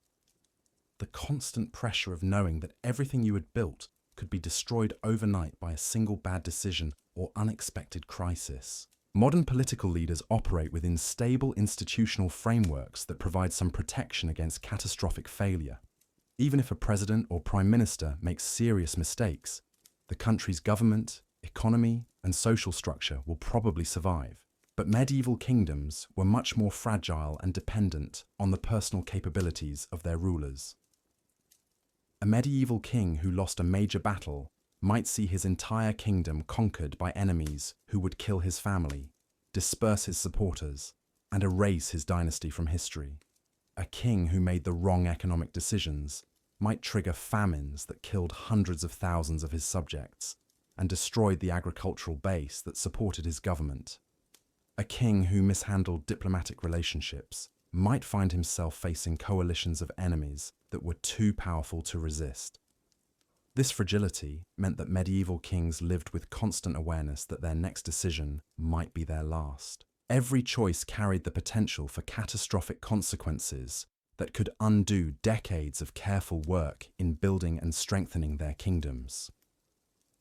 The psychological pressure of this reality shaped every aspect of how they approached their daily responsibilities. It explains why medieval kings were willing to endure the physical hardships of constant travel, the emotional isolation of supreme authority, and the crushing workload of managing every aspect of government personally. They understood that the alternative to accepting these burdens was risking the complete destruction of everything they cared about. It also explains why successful medieval kings developed such remarkable skills in so many different areas. They had to be excellent at everything because failure in any one area could trigger cascading disasters that destroyed their entire kingdom. There was no room for specialization or delegation of the most critical decisions. The daily life of a medieval king was essentially a high-stakes performance where every scene had to be played perfectly because the audience was constantly looking for signs of weakness, incompetence, or vulnerability that they could exploit. The king had to project strength while feeling fear, demonstrate wisdom while facing impossible choices, and maintain authority while depending on the loyalty of people who might betray him at any moment. But here's what makes the achievements of successful medieval kings so remarkable. Despite all of these crushing pressures and impossible challenges, they found ways not just to survive, but to create lasting institutions, cultural achievements, and political innovations that shaped the development of Western civilization. They built legal systems that established principles of justice and individual rights that influenced modern democracy. They created economic institutions that facilitated trade and prosperity across vast regions of Europe.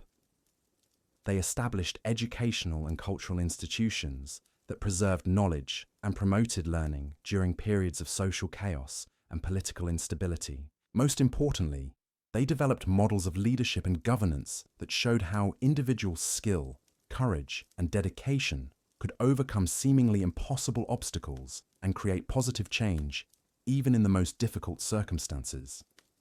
The next time you think about medieval kings, remember that these weren't primitive autocrats who ruled through simple force and intimidation. They were sophisticated leaders who mastered incredibly complex challenges while operating under constraints and pressures that would overwhelm most modern politicians and executives. Their daily lives were filled with responsibilities and decisions that required expertise in military strategy, economic policy, legal reasoning, diplomatic negotiation, cultural understanding, and psychological manipulation. They had to excel at all of these different skills simultaneously while dealing with physical hardships, emotional isolation, and the constant threat of violent death. Yet many of them not only survived these challenges, but actually thrived and built legacies that lasted for centuries. Understanding how they accomplished this requires looking more closely at the specific strategies and techniques they developed for managing the overwhelming complexity of medieval kingship. But the question remains, how did the most successful medieval kings actually develop these extraordinary capabilities? The answer lies in something that most people never consider about royal education and preparation. Medieval princes weren't just born into power and expected to figure things out on their own. Instead, they underwent incredibly intensive training programs that would make modern military academies look like summer camps. From the moment a prince could walk, His education was focused on preparing him for the crushing responsibilities of kingship. But this wasn't just about learning to read Latin or memorize genealogies of noble families. Medieval royal education was a comprehensive program designed to develop every skill that would be needed to survive and thrive as a ruler. Physical training was absolutely brutal by modern standards. Young princes were expected to master horseback riding, not just for transportation, but for mounted combat in full armor, while controlling a warhorse in the chaos of battle. They had to become expert swordsmen, archers, and tacticians who could personally lead troops into life or death situations. But the physical training was just the foundation. Medieval princes also received intensive education in languages, law, theology, mathematics, natural philosophy, and what we would now call political science. They had to understand the complex relationships between different noble families, the economic foundations of royal power, and the diplomatic protocols that governed international relations. Most importantly, they were trained in decision-making under pressure through carefully designed scenarios that simulated the kinds of crises they would face as kings. Experienced advisors would present them with complex problems that had no perfect solutions and require them to make choices while dealing with incomplete information, competing pressures, and time constraints. This educational process continued throughout their lives. Even after becoming king, successful medieval rulers never stopped learning and adapting their skills to meet new challenges. They studied the successes and failures of other kings, analyzed changing military technologies and political developments, and constantly refined their approaches to leadership based on experience. But here's something that reveals just how sophisticated medieval royal training really was. These educational programs weren't just about developing individual skills. They were also about building the psychological resilience and emotional control needed to function effectively under the crushing pressures of kingship. Medieval princes were deliberately exposed to stressful situations, difficult moral dilemmas, and experiences of failure and loss that would prepare them for the emotional challenges of royal responsibility. They learned to make decisions while dealing with fear, uncertainty, and the knowledge that people would die as a result of their choices. This psychological preparation was crucial because, as we've seen, medieval kingship required maintaining perfect composure and projecting confidence even in the most desperate situations. Kings who showed panic, indecision, or emotional breakdown would quickly lose the respect and loyalty of their subjects and find themselves facing rebellions or foreign invasions. The most successful medieval kings were the ones who had internalized these lessons so completely that they could function effectively even when facing seemingly impossible challenges. They had developed what we might call supreme emotional intelligence that allowed them to read people, manage relationships, and inspire loyalty even when everything seemed to be falling apart around them. Now let's examine something that shows just how strategically sophisticated medieval kings had to be. Their approach to what we would now call succession planning and dynasty building. Because medieval rulers couldn't just focus on solving immediate problems. They also had to think decades into the future and create systems that would allow their kingdoms to survive and prosper long after their own deaths. This was incredibly challenging because medieval kingdoms faced constant threats that could destroy royal dynasties overnight. Enemy invasions, internal rebellions, natural disasters, economic collapses, and simple accidents could eliminate entire royal families and leave kingdoms without legitimate rulers. So successful medieval kings had to develop comprehensive strategies for ensuring dynastic continuity while also preparing their heirs to handle the enormous responsibilities they would inherit. This required balancing multiple competing objectives that often conflicted with each other in complex ways. On one hand, kings needed to concentrate enough power in their own hands to deal effectively with immediate threats and maintain political stability. But they also had to avoid concentrating so much power that their kingdoms would collapse if something happened to them personally. They had to prepare their eldest sons to become effective rulers while also ensuring that younger sons remained loyal rather than becoming rival claimants who might trigger civil wars. They had to build strong institutions that could function during transitions between rulers, while also maintaining enough personal control to prevent those institutions from being captured by hostile factions. The diplomatic aspects of succession planning were particularly complex. Medieval kings had to negotiate marriage alliances that would strengthen their dynasties, while avoiding commitments that might drag their kingdoms into unwanted conflicts.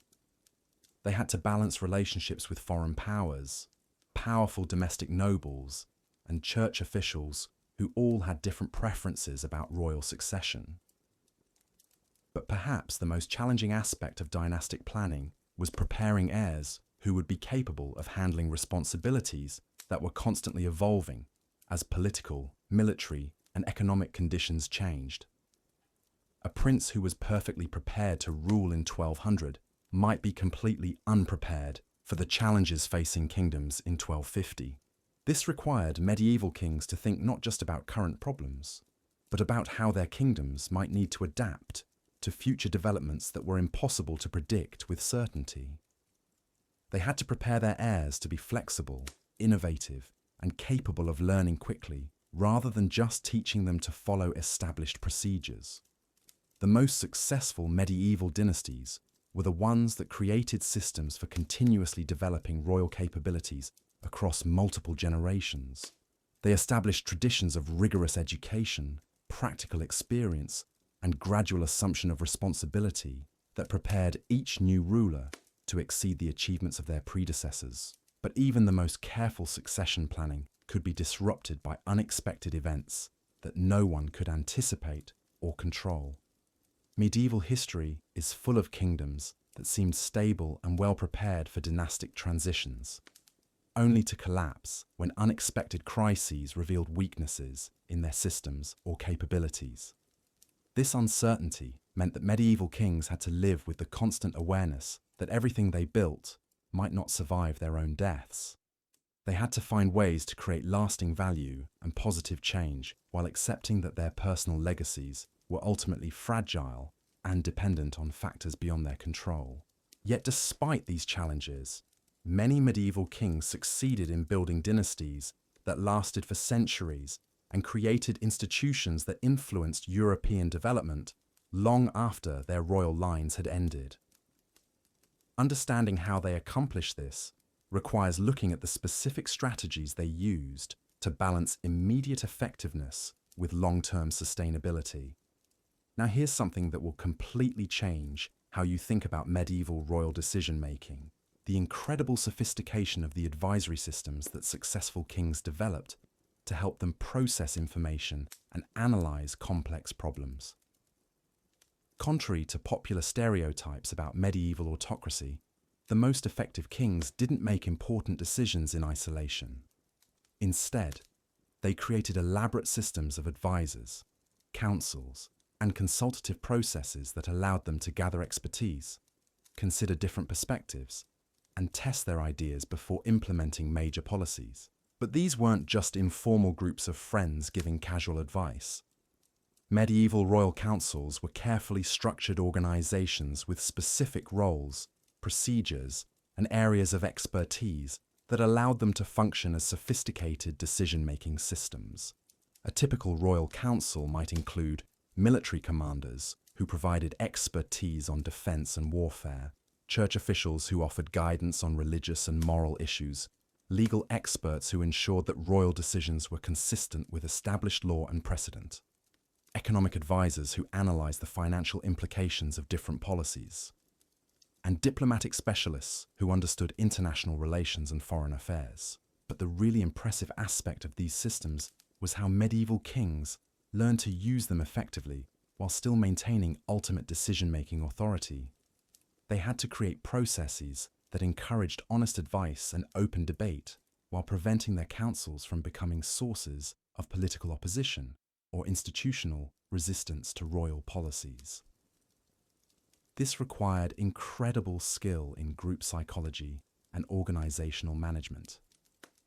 Kings had to identify advisors who had genuine expertise and good judgment, but who also remained personally loyal and committed to royal interests rather than their own political agendas. They had to create environments where advisors felt safe expressing unpopular opinions or challenging royal assumptions, while still maintaining enough authority to make final decisions without being paralyzed by endless debate or conflicting recommendations. The most successful medieval kings became masters of what we might call collaborative autocracy, combining the efficiency of centralized decision-making with the wisdom of collective expertise and deliberation. They learned to use their advisory systems to improve the quality of their decisions while still maintaining the speed and flexibility needed to respond quickly to crises. But managing these advisory systems required constant attention and adjustment as circumstances changed and new challenges emerged. Kings had to continuously evaluate the performance of their advisors, identify gaps in their expertise, and recruit new talent to address evolving problems. They also had to balance the advice they received from formal councils with intelligence gathered through informal channels, personal observations, and their own analysis of situations. The most effective kings developed sophisticated methods for synthesizing information from multiple sources and testing their conclusions against reality. This brings us to something that shows just how mentally demanding medieval kingship really was.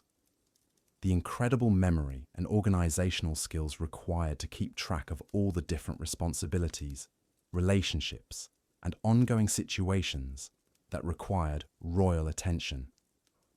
Remember, medieval kings didn't have computers, filing systems, or even reliable paper records to help them manage information. They had to rely primarily on their personal memory and whatever organizational systems they could develop with their small staffs of clerks and scribes. But the amount of information they had to remember was absolutely staggering. They needed to keep track of the military capabilities, political loyalties, and personal characteristics of hundreds of nobles throughout their kingdoms. They had to remember the terms of dozens of treaties, trade agreements, and diplomatic commitments with foreign powers. They needed detailed knowledge of their kingdom's economic resources, tax revenues, and financial obligations. They had to understand the legal precedents and customary rights that applied to different regions and social groups within their territory. Most challenging of all, they had to remember the complex web of personal relationships, family connections, and historical grievances that influenced political behavior throughout medieval Europe.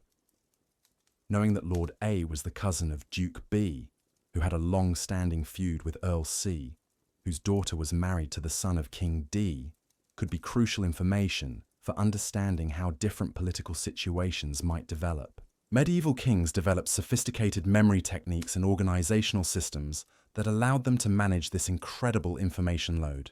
They used visual associations, narrative structures, and systematic review processes to ensure that important details weren't forgotten or confused. They also learned to delegate information management tasks to trusted advisors, while still maintaining enough personal knowledge to evaluate the advice they received and make informed decisions. The most effective kings could switch rapidly between different topics and contexts, drawing on vast stores of accumulated knowledge to analyze complex problems and identify potential solutions. But perhaps the most impressive aspect of medieval royal information management was how kings learned to use incomplete and uncertain information to make decisions that had to be implemented immediately. They couldn't wait for perfect information or complete certainty before acting, because delays could be just as dangerous as wrong decisions. This required developing what we might call strategic intuition, the ability to recognize patterns and make reasonable judgments based on limited evidence and previous experience. Medieval kings who survived and prospered were the ones who could quickly assess situations, identify the most likely scenarios, and choose courses of action that would be effective even if their initial assumptions turned out to be wrong. Now let's dive into something that reveals the incredible physical and mental endurance required for medieval kingship: the actual daily schedule that these rulers maintained year after year, decade after decade. without any of the conveniences or support systems that modern leaders take for granted. A typical day for a medieval king would begin before dawn with personal prayers and briefings from advisors about overnight developments.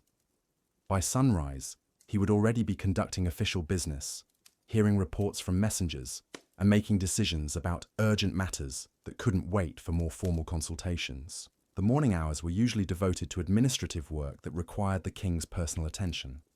This might include signing legal documents, reviewing financial reports, meeting with regional administrators, or hearing appeals from lower courts. Each of these tasks required careful attention and informed decision-making that could have significant consequences for the kingdom. Mid-morning typically brought the formal court sessions where the king would hear petitions from his subjects, resolve disputes between nobles, and conduct ceremonial functions that reinforced his authority and demonstrated royal justice.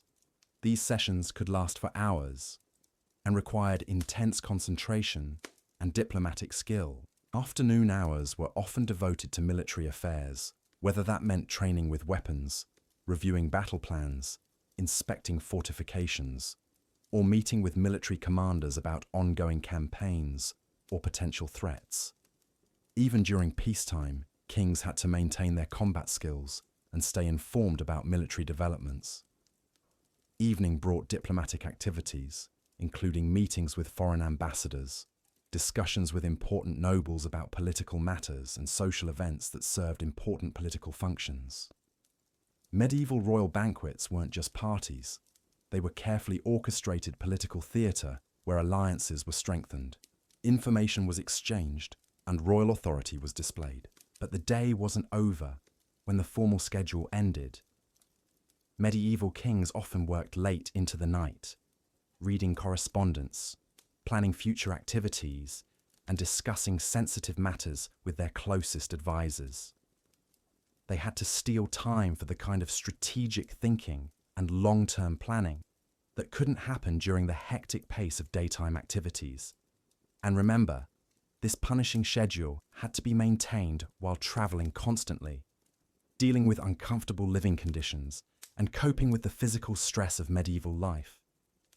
Kings couldn't take vacations, call in sick, or delegate their most important responsibilities to subordinates. The cumulative effect of maintaining this schedule for years or decades was enormous physical and mental wear that aged medieval kings far beyond their chronological years.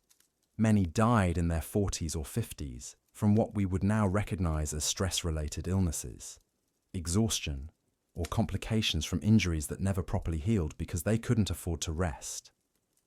But the kings who survived this punishing lifestyle were the ones who learned to manage their energy efficiently, prioritize the most important tasks, and develop systems that allowed them to function effectively even when they were tired, sick, or dealing with personal crises. They understood that royal effectiveness wasn't just about making good decisions, but about maintaining the physical and mental capacity to keep making good decisions day after day, year after year, regardless of circumstances.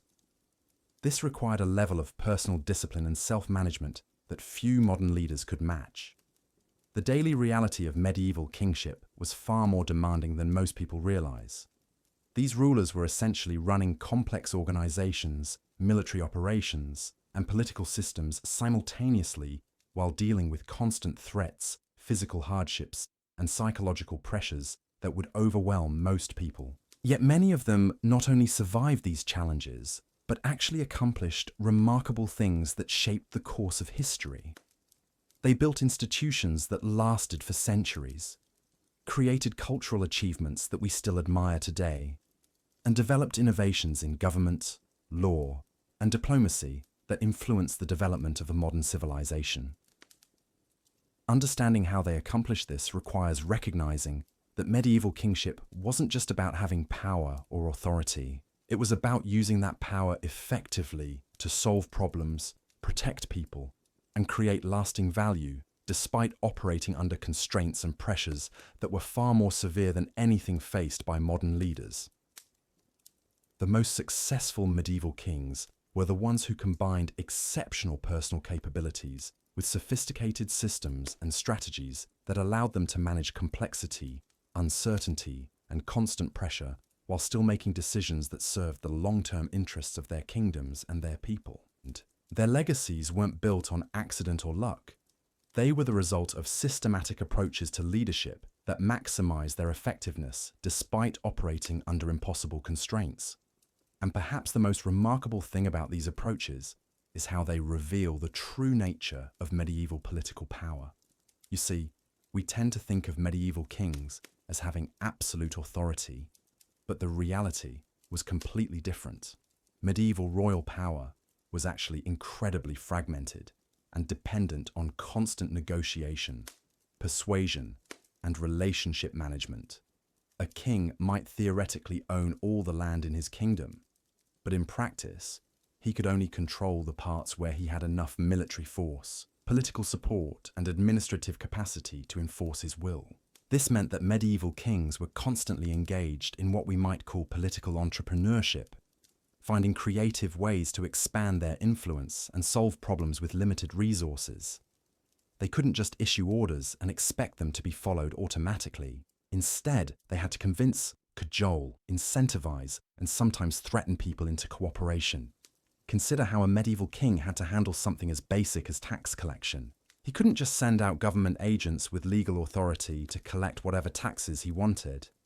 Instead, he had to negotiate with local lords who controlled their own territories, bargain with merchant guilds who could disrupt trade, and maintain relationships with church officials who influenced public opinion about the legitimacy of royal demands. Each tax collection effort required a complex political campaign, where the king had to justify his financial needs, demonstrate that the money would be used for legitimate purposes, and convince various groups that supporting royal taxation served their own interests. If he pushed too hard or too fast, he could trigger rebellions that would cost far more than the taxes could possibly raise.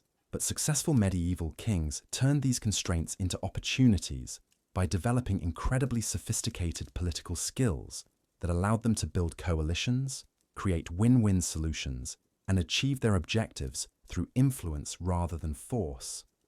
They learned to frame their requests in ways that appealed to different audiences, structure deals that gave everyone something they wanted, and build long-term relationships that made people want to support royal initiatives. This political sophistication extended to how kings managed their own royal households and administrative systems. The royal court wasn't just a place where the king lived. It was a complex political ecosystem where hundreds of people with different backgrounds, interests, and loyalties had to work together effectively. Managing this ecosystem required incredible skill in organizational psychology and human resource management. The king had to identify people with the right combination of competence and loyalty for different positions. He had to create incentive systems that motivated good performance while preventing corruption or disloyalty. He had to balance competing factions and personalities to prevent the kind of internal conflicts that could paralyze royal administration. But perhaps the most challenging aspect of managing the royal household was maintaining the delicate balance between accessibility and authority that was essential for effective medieval kingship. The king had to be approachable enough that people felt comfortable bringing him important information and honest advice. But he also had to maintain enough distance and formality to preserve the mystique and respect that made people willing to follow his leadership. Medieval kings who got this balance wrong usually didn't last very long. Kings who were too remote and formal found themselves isolated from crucial information and unable to build the personal relationships that held medieval political systems together. But kings who were too casual and familiar lost the awe and respect that made people willing to accept their authority and follow their commands. The most successful medieval kings mastered what we might call selective intimacy, the ability to create different types of relationships with different people based on their roles, capabilities, and importance to royal objectives. They could be warm and personal with trusted advisors, while remaining formal and distant with potential threats. They could show genuine care for loyal supporters, while maintaining cold professionalism toward political rivals. This emotional intelligence was crucial because medieval politics was intensely personal in ways that modern people often don't appreciate. Political alliances were based on personal trust, shared experiences, and emotional bonds that went far beyond simple calculations of mutual interest. Kings who couldn't inspire genuine loyalty and affection from their supporters found it very difficult to maintain power during crises when people had to choose between competing loyalties. But building these personal relationships required enormous emotional energy and psychological skill. Kings had to be genuinely interested in other people while still maintaining the emotional distance needed to make hard decisions that might hurt or disappoint those same people. They had to project warmth and caring while still being prepared to sacrifice individual relationships for broader political objectives. The psychological complexity of maintaining these multiple relationships simultaneously was staggering. A medieval king might have to console a grieving widow in the morning, negotiate a military alliance in the afternoon, and order the execution of a traitor in the evening, all while maintaining appropriate emotional responses that served his political objectives without appearing callous or manipulative. Now let's talk about something that shows just how intellectually demanding medieval kingship really was: the king's role in what we would now call technological innovation and economic development. Because medieval kings weren't just managing existing systems and relationships, they were also responsible for identifying opportunities for improvement and implementing changes that could strengthen their kingdoms over time. This required them to understand and evaluate new technologies, economic strategies, and organizational innovations that were constantly emerging throughout medieval Europe. Kings had to assess whether new military technologies were worth the investment, whether new agricultural techniques could increase food production, whether new trade routes could generate additional revenue, and whether new administrative methods could improve government efficiency. But evaluating innovations wasn't just a matter of technical analysis. Kings also had to consider the political implications of change and figure out how to implement improvements without disrupting the delicate balance of relationships that kept their kingdoms functioning. New technologies that threatened established economic interests could trigger opposition from powerful groups. Administrative reforms that increased royal efficiency might be seen as threats to local autonomy and traditional rights. Medieval kings who succeeded at promoting innovation were the ones who learned to frame changes in ways that emphasized benefits for different stakeholders rather than focusing on potential disruptions. They found ways to compensate people who might be hurt by changes, created transition periods that allowed gradual adaptation, and built coalitions of supporters who had incentives to help implement new approaches. This required incredible strategic thinking about how to sequence different types of changes, which groups to approach first, and how to build momentum for reform without triggering backlash from conservative factions. The most effective kings became masters of what we might call evolutionary change, finding ways to achieve dramatic improvements over time through carefully planned series of smaller adjustments that people could accept and adapt to gradually. But managing technological and economic innovation was just one aspect of the broader challenge of maintaining royal relevance in a constantly changing world. Medieval kings had to continuously adapt their approaches to leadership as circumstances evolved and new challenges emerged that required different skills and strategies. The kings who ruled successfully for decades were the ones who never stopped learning, experimenting, and refining their approaches to different aspects of governance. They studied the successes and failures of other rulers, analyzed changing political and economic conditions, and constantly looked for ways to improve their effectiveness as leaders. This intellectual curiosity and flexibility was crucial because medieval Europe was far more dynamic and rapidly changing than most people realize. New military technologies constantly altered the balance of power between different types of forces. Changing trade patterns created new economic opportunities and challenges. Religious and philosophical developments influenced political thought and popular expectations about government. Kings who couldn't adapt to these changes found themselves increasingly irrelevant and vulnerable to challenges from more innovative rivals. But kings who embraced change and used it to strengthen their positions often found opportunities to expand their influence and achieve things that previous generations would have considered impossible. The most successful medieval kings were essentially lifelong learners who treated their reigns as ongoing experiments in leadership effectiveness. They were constantly testing new approaches, evaluating results, and adjusting their strategies based on what they learned from experience. This experimental approach to leadership required enormous intellectual humility and emotional resilience. Kings had to be willing to acknowledge when their initial approaches weren't working and change course without appearing weak or indecisive. They had to learn from failures without being paralyzed by fear of making mistakes. Most importantly, they had to maintain their confidence and authority while simultaneously remaining open to new ideas and willing to change their minds when presented with better information or more effective strategies.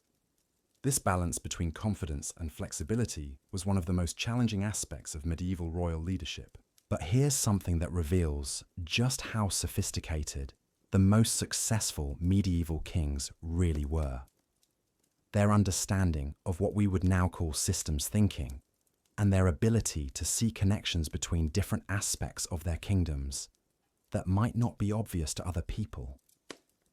Medieval kings who excelled at their jobs learned to think about their kingdoms as complex, interconnected systems where changes in one area could have unexpected consequences in completely different areas.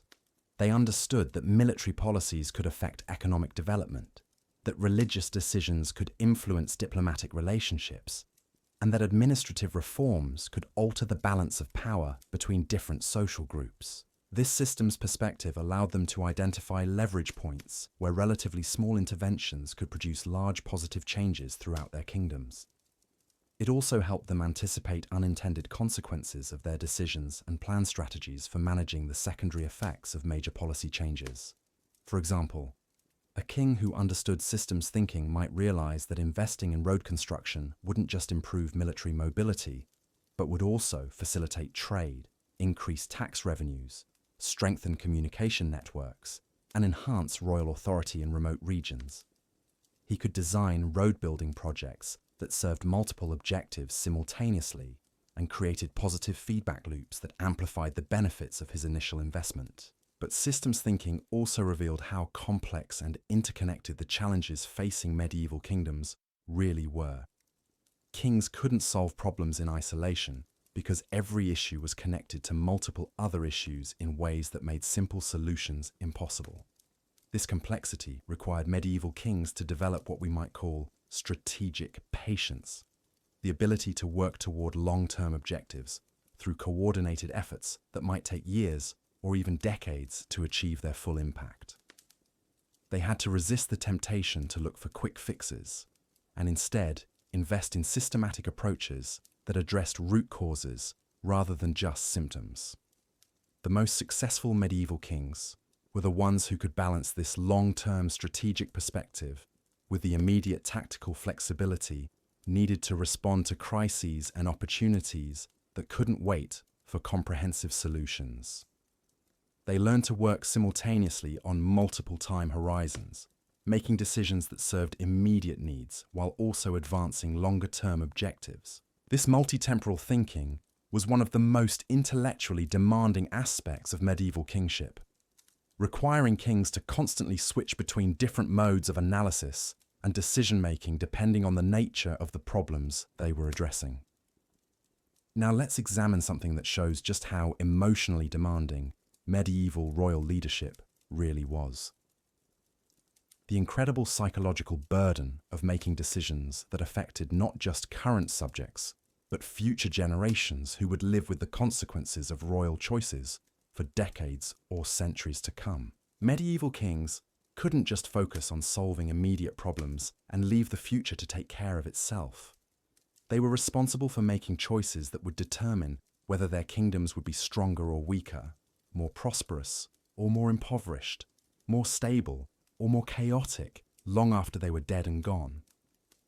This long-term responsibility created enormous psychological pressure because kings had to make decisions based on their best understanding of uncertain future developments, while knowing that they would never live to see whether their choices turned out to be wise or disastrous. Consider the emotional weight of deciding whether to invest royal resources in building new fortifications that might protect future generations from invasions that might never come, or whether to spend that money on immediate needs that could improve current conditions but leave the kingdom more vulnerable to future threats. These weren't abstract policy debates.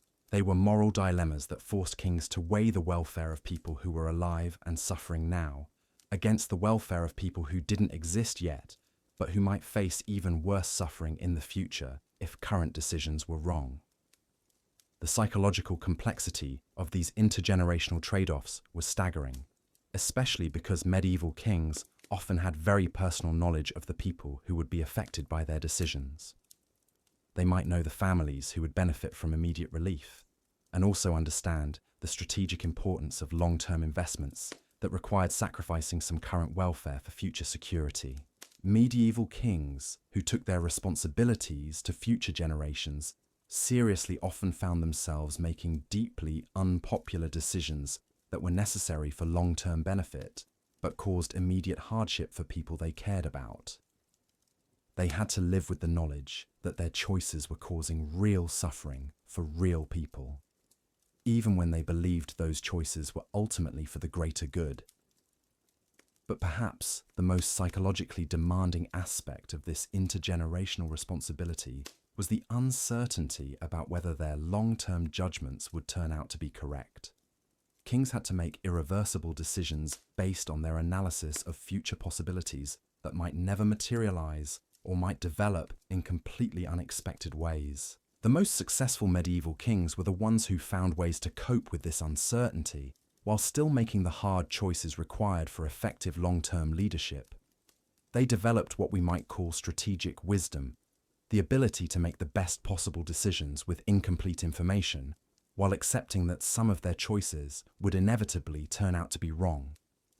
They learned to focus on making decisions that would be defensible regardless of how uncertain future developments unfolded, rather than trying to predict specific outcomes that might never occur. They looked for strategies that would create flexibility and options for future rulers, rather than locking their kingdoms into rigid approaches that might become obsolete. Most importantly, they understood that their responsibility wasn't to make perfect decisions, but to make the best decisions possible given the information and resources available to them. They learned to accept the tragic reality that leadership sometimes requires choosing between different types of suffering rather than finding perfect solutions that avoid all negative consequences.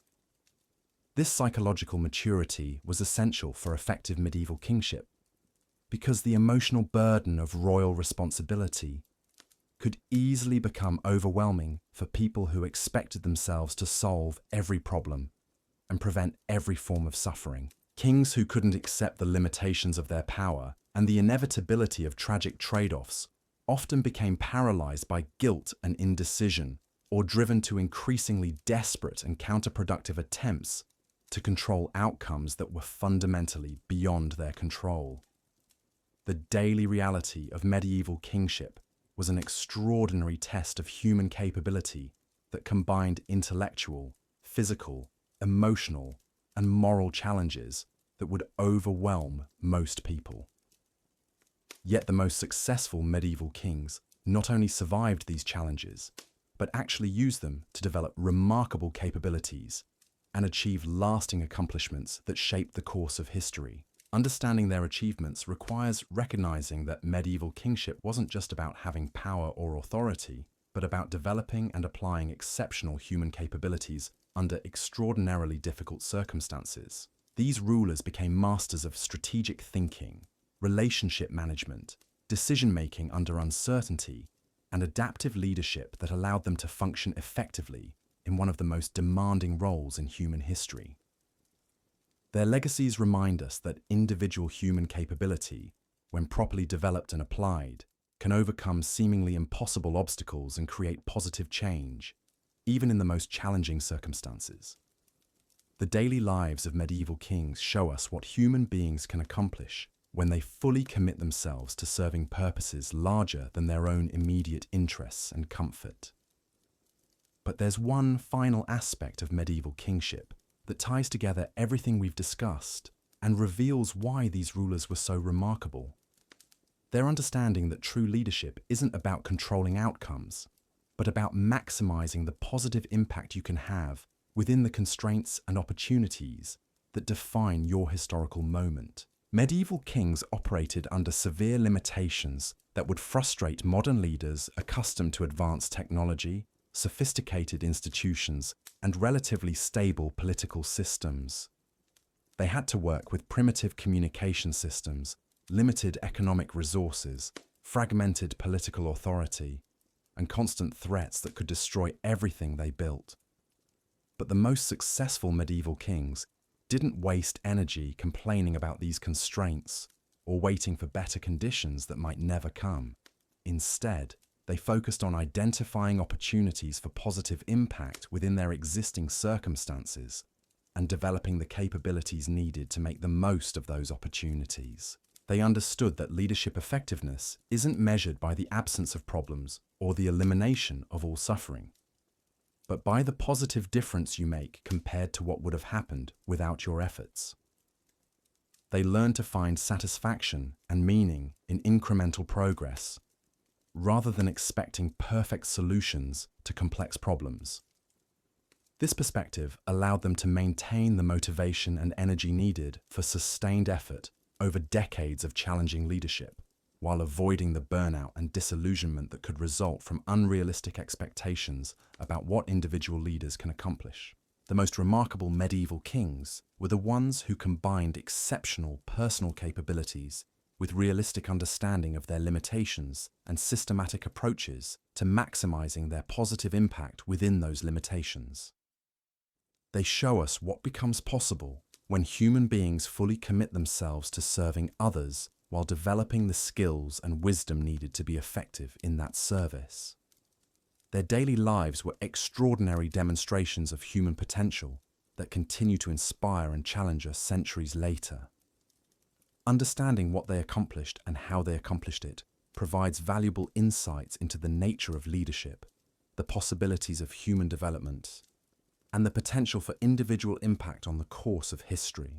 The most important lesson we can learn from studying the daily lives of medieval kings is something that will completely change how you think about leadership, power, and human potential.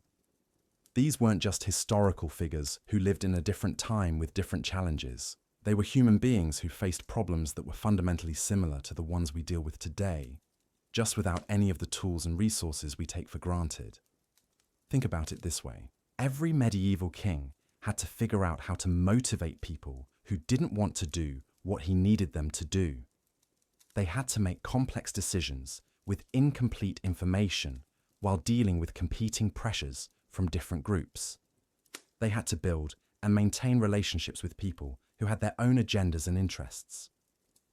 They had to manage their time and energy across multiple demanding responsibilities while dealing with stress, uncertainty, and the constant possibility of failure. Sound familiar? These are exactly the same challenges facing modern leaders, entrepreneurs, managers, and anyone who wants to make a positive impact in their community or organization. The specific details might be different, but the underlying human dynamics are remarkably similar. But here's what makes medieval kings so inspiring and instructive for us today. They had to solve these universal leadership challenges without any of the advantages we have access to. No instant communication, no data analytics, no professional training programs, no management consultants, no psychological research about motivation and decision-making. They had to figure everything out through trial and error, learning from their mistakes, and developing their own systems and strategies based on whatever resources they could find. And the most successful ones didn't just survive these challenges, they actually thrived and created lasting positive change that influenced the development of entire civilizations. What this tells us is that the fundamental capabilities required for effective leadership aren't dependent on having access to modern technology or sophisticated institutional support. They're about developing core human skills like strategic thinking, emotional intelligence, relationship building, decision-making under pressure, and the ability to inspire others to work towards shared objectives. Medieval kings prove that these capabilities can be developed by anyone who is willing to put in the effort to learn and practice them consistently over time. They show us that individual human potential is far greater than most people realize, and that extraordinary achievements are possible even under extremely difficult circumstances. But they also reveal something crucial about what it takes to develop that potential. Medieval kings who succeeded weren't just naturally gifted individuals who happened to be born with superior abilities. They were people who committed themselves to continuous learning and improvement throughout their entire careers. They studied constantly, experimented with different approaches, learned from their failures, and never stopped trying to get better at the various skills required for effective leadership. They understood that developing exceptional capabilities requires sustained effort over many years, not just innate talent or lucky circumstances. This is perhaps the most important insight we can gain from studying medieval kingship. Excellence in any demanding field requires the same kind of systematic approach to skill development, the same willingness to embrace challenges and learn from setbacks, and the same commitment to serving purposes larger than your own immediate comfort and convenience. Whether you're running a business, leading a team, raising a family, or trying to make a positive difference in your community, the lessons from medieval kingship are directly applicable to your situation. The specific tactics and strategies might need to be adapted to modern circumstances, but the underlying principles of effective leadership remain constant across time periods and cultures. The daily lives of medieval kings show us what becomes possible when human beings fully commit themselves to developing their capabilities and using those capabilities in service of others. They remind us that individual actions and decisions can have enormous positive impact, even when operating under severe constraints and facing seemingly impossible challenges. But perhaps most importantly, they demonstrate that the most meaningful and fulfilling way to live is to find purposes worth serving that are larger than your own immediate interests, and then to develop whatever capabilities are needed to serve those purposes as effectively as possible.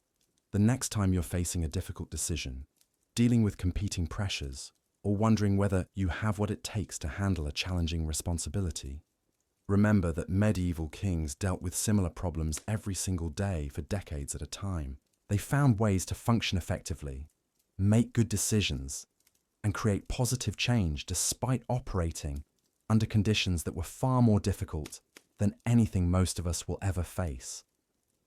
Their example shows us that human beings are capable of far more than we typically expect of ourselves. The question isn't whether you have the potential to handle difficult challenges and make a positive difference in the world. The question is whether you're willing to commit yourself to developing that potential and using it in service of something meaningful. Medieval kings weren't superhuman. They were ordinary people who chose to accept extraordinary responsibilities and then did whatever it took to fulfill those responsibilities effectively. They show us that the same choice is available to all of us, and that the same potential for positive impact exists in every human life.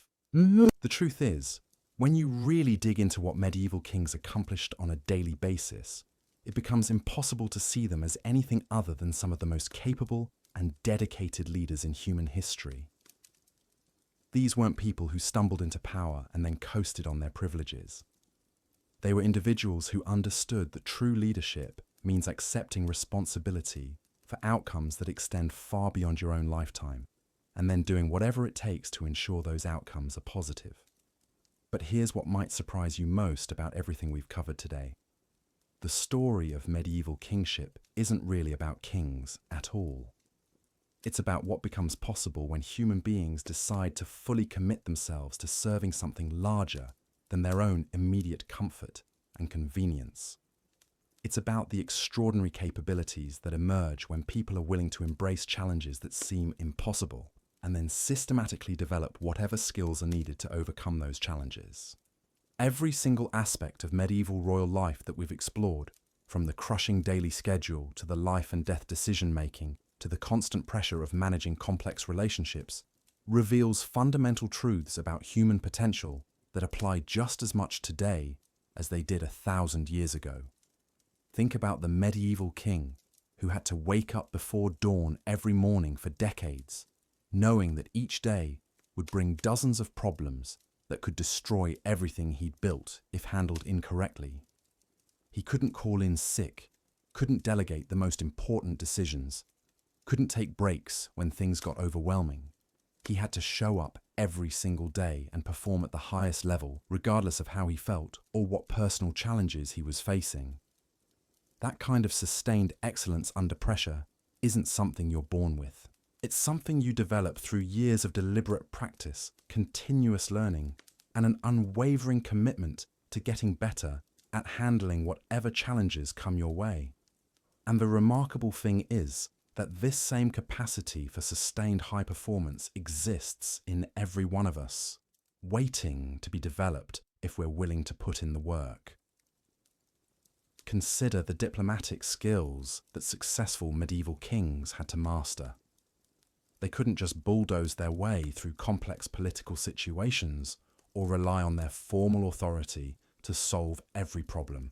Instead, they had to become incredibly sophisticated at reading people, understanding different perspectives, finding common ground between competing interests, and building coalitions that could accomplish shared objectives. These are exactly the same skills that determine success in modern leadership roles. Whether you're managing a team at work, building a business, or trying to create positive change in your community, the specific context might be different, but the underlying human dynamics are identical. What medieval kingship teaches us is that these capabilities can be developed to an extraordinary degree if you approach them with the right mindset and methodology. Medieval kings who succeeded weren't naturally gifted diplomats who never had to work at building relationships. They were people who understood that effective leadership requires constant attention to how you interact with others and continuous improvement in your ability to inspire cooperation and build trust. The same principle applies to every other aspect of medieval royal leadership we've discussed. The strategic thinking, the decision-making under pressure, the ability to manage multiple complex responsibilities simultaneously, the emotional resilience needed to handle constant stress and uncertainty. None of these are fixed traits that some people have and others don't. They're all skills that can be developed through focused effort and systematic practice. But perhaps the most important lesson from medieval kingship is something that goes beyond individual skill development. It's the recognition that the most meaningful and fulfilling way to live is to find purposes worth serving that extend beyond your own immediate interests, and then to commit yourself completely to serving those purposes as effectively as possible. Medieval kings who left lasting positive legacies weren't primarily motivated by personal ambition or the desire for power and wealth. They were driven by a deep sense of responsibility to their people, their kingdoms, and future generations who would inherit whatever they built or failed to build. This sense of purpose gave them the motivation to endure incredible hardships and maintain peak performance over decades of challenging leadership. The same source of motivation is available to all of us.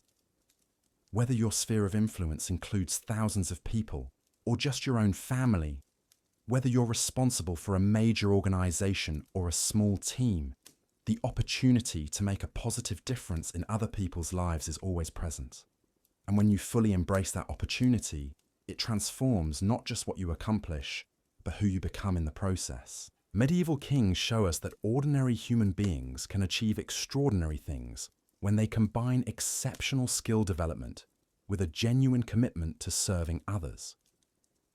They prove that individual actions and decisions can have enormous positive impact, even when operating under severe constraints and facing seemingly impossible challenges. But they also remind us that this level of impact requires a level of commitment that most people aren't willing to make. It means accepting responsibility for outcomes that extend far beyond your own immediate circumstances. It means developing capabilities that take years to master and maintaining peak performance, even when you don't feel like it. It means making decisions based on what's best for others, not just what's convenient for you. The daily life of a medieval king was essentially a decades-long demonstration of what becomes possible when someone decides to live according to these principles. And the remarkable thing is that the same choice is available to every one of us, regardless of our circumstances or current capabilities. You don't need to be born into royalty or have access to vast resources to make a meaningful difference in the world. You just need to be willing to identify purposes worth serving, commit yourself to developing whatever capabilities are needed to serve those purposes effectively, and then show up every day and do the work regardless of how you feel or what obstacles you encounter. Medieval kings prove that this approach to life works.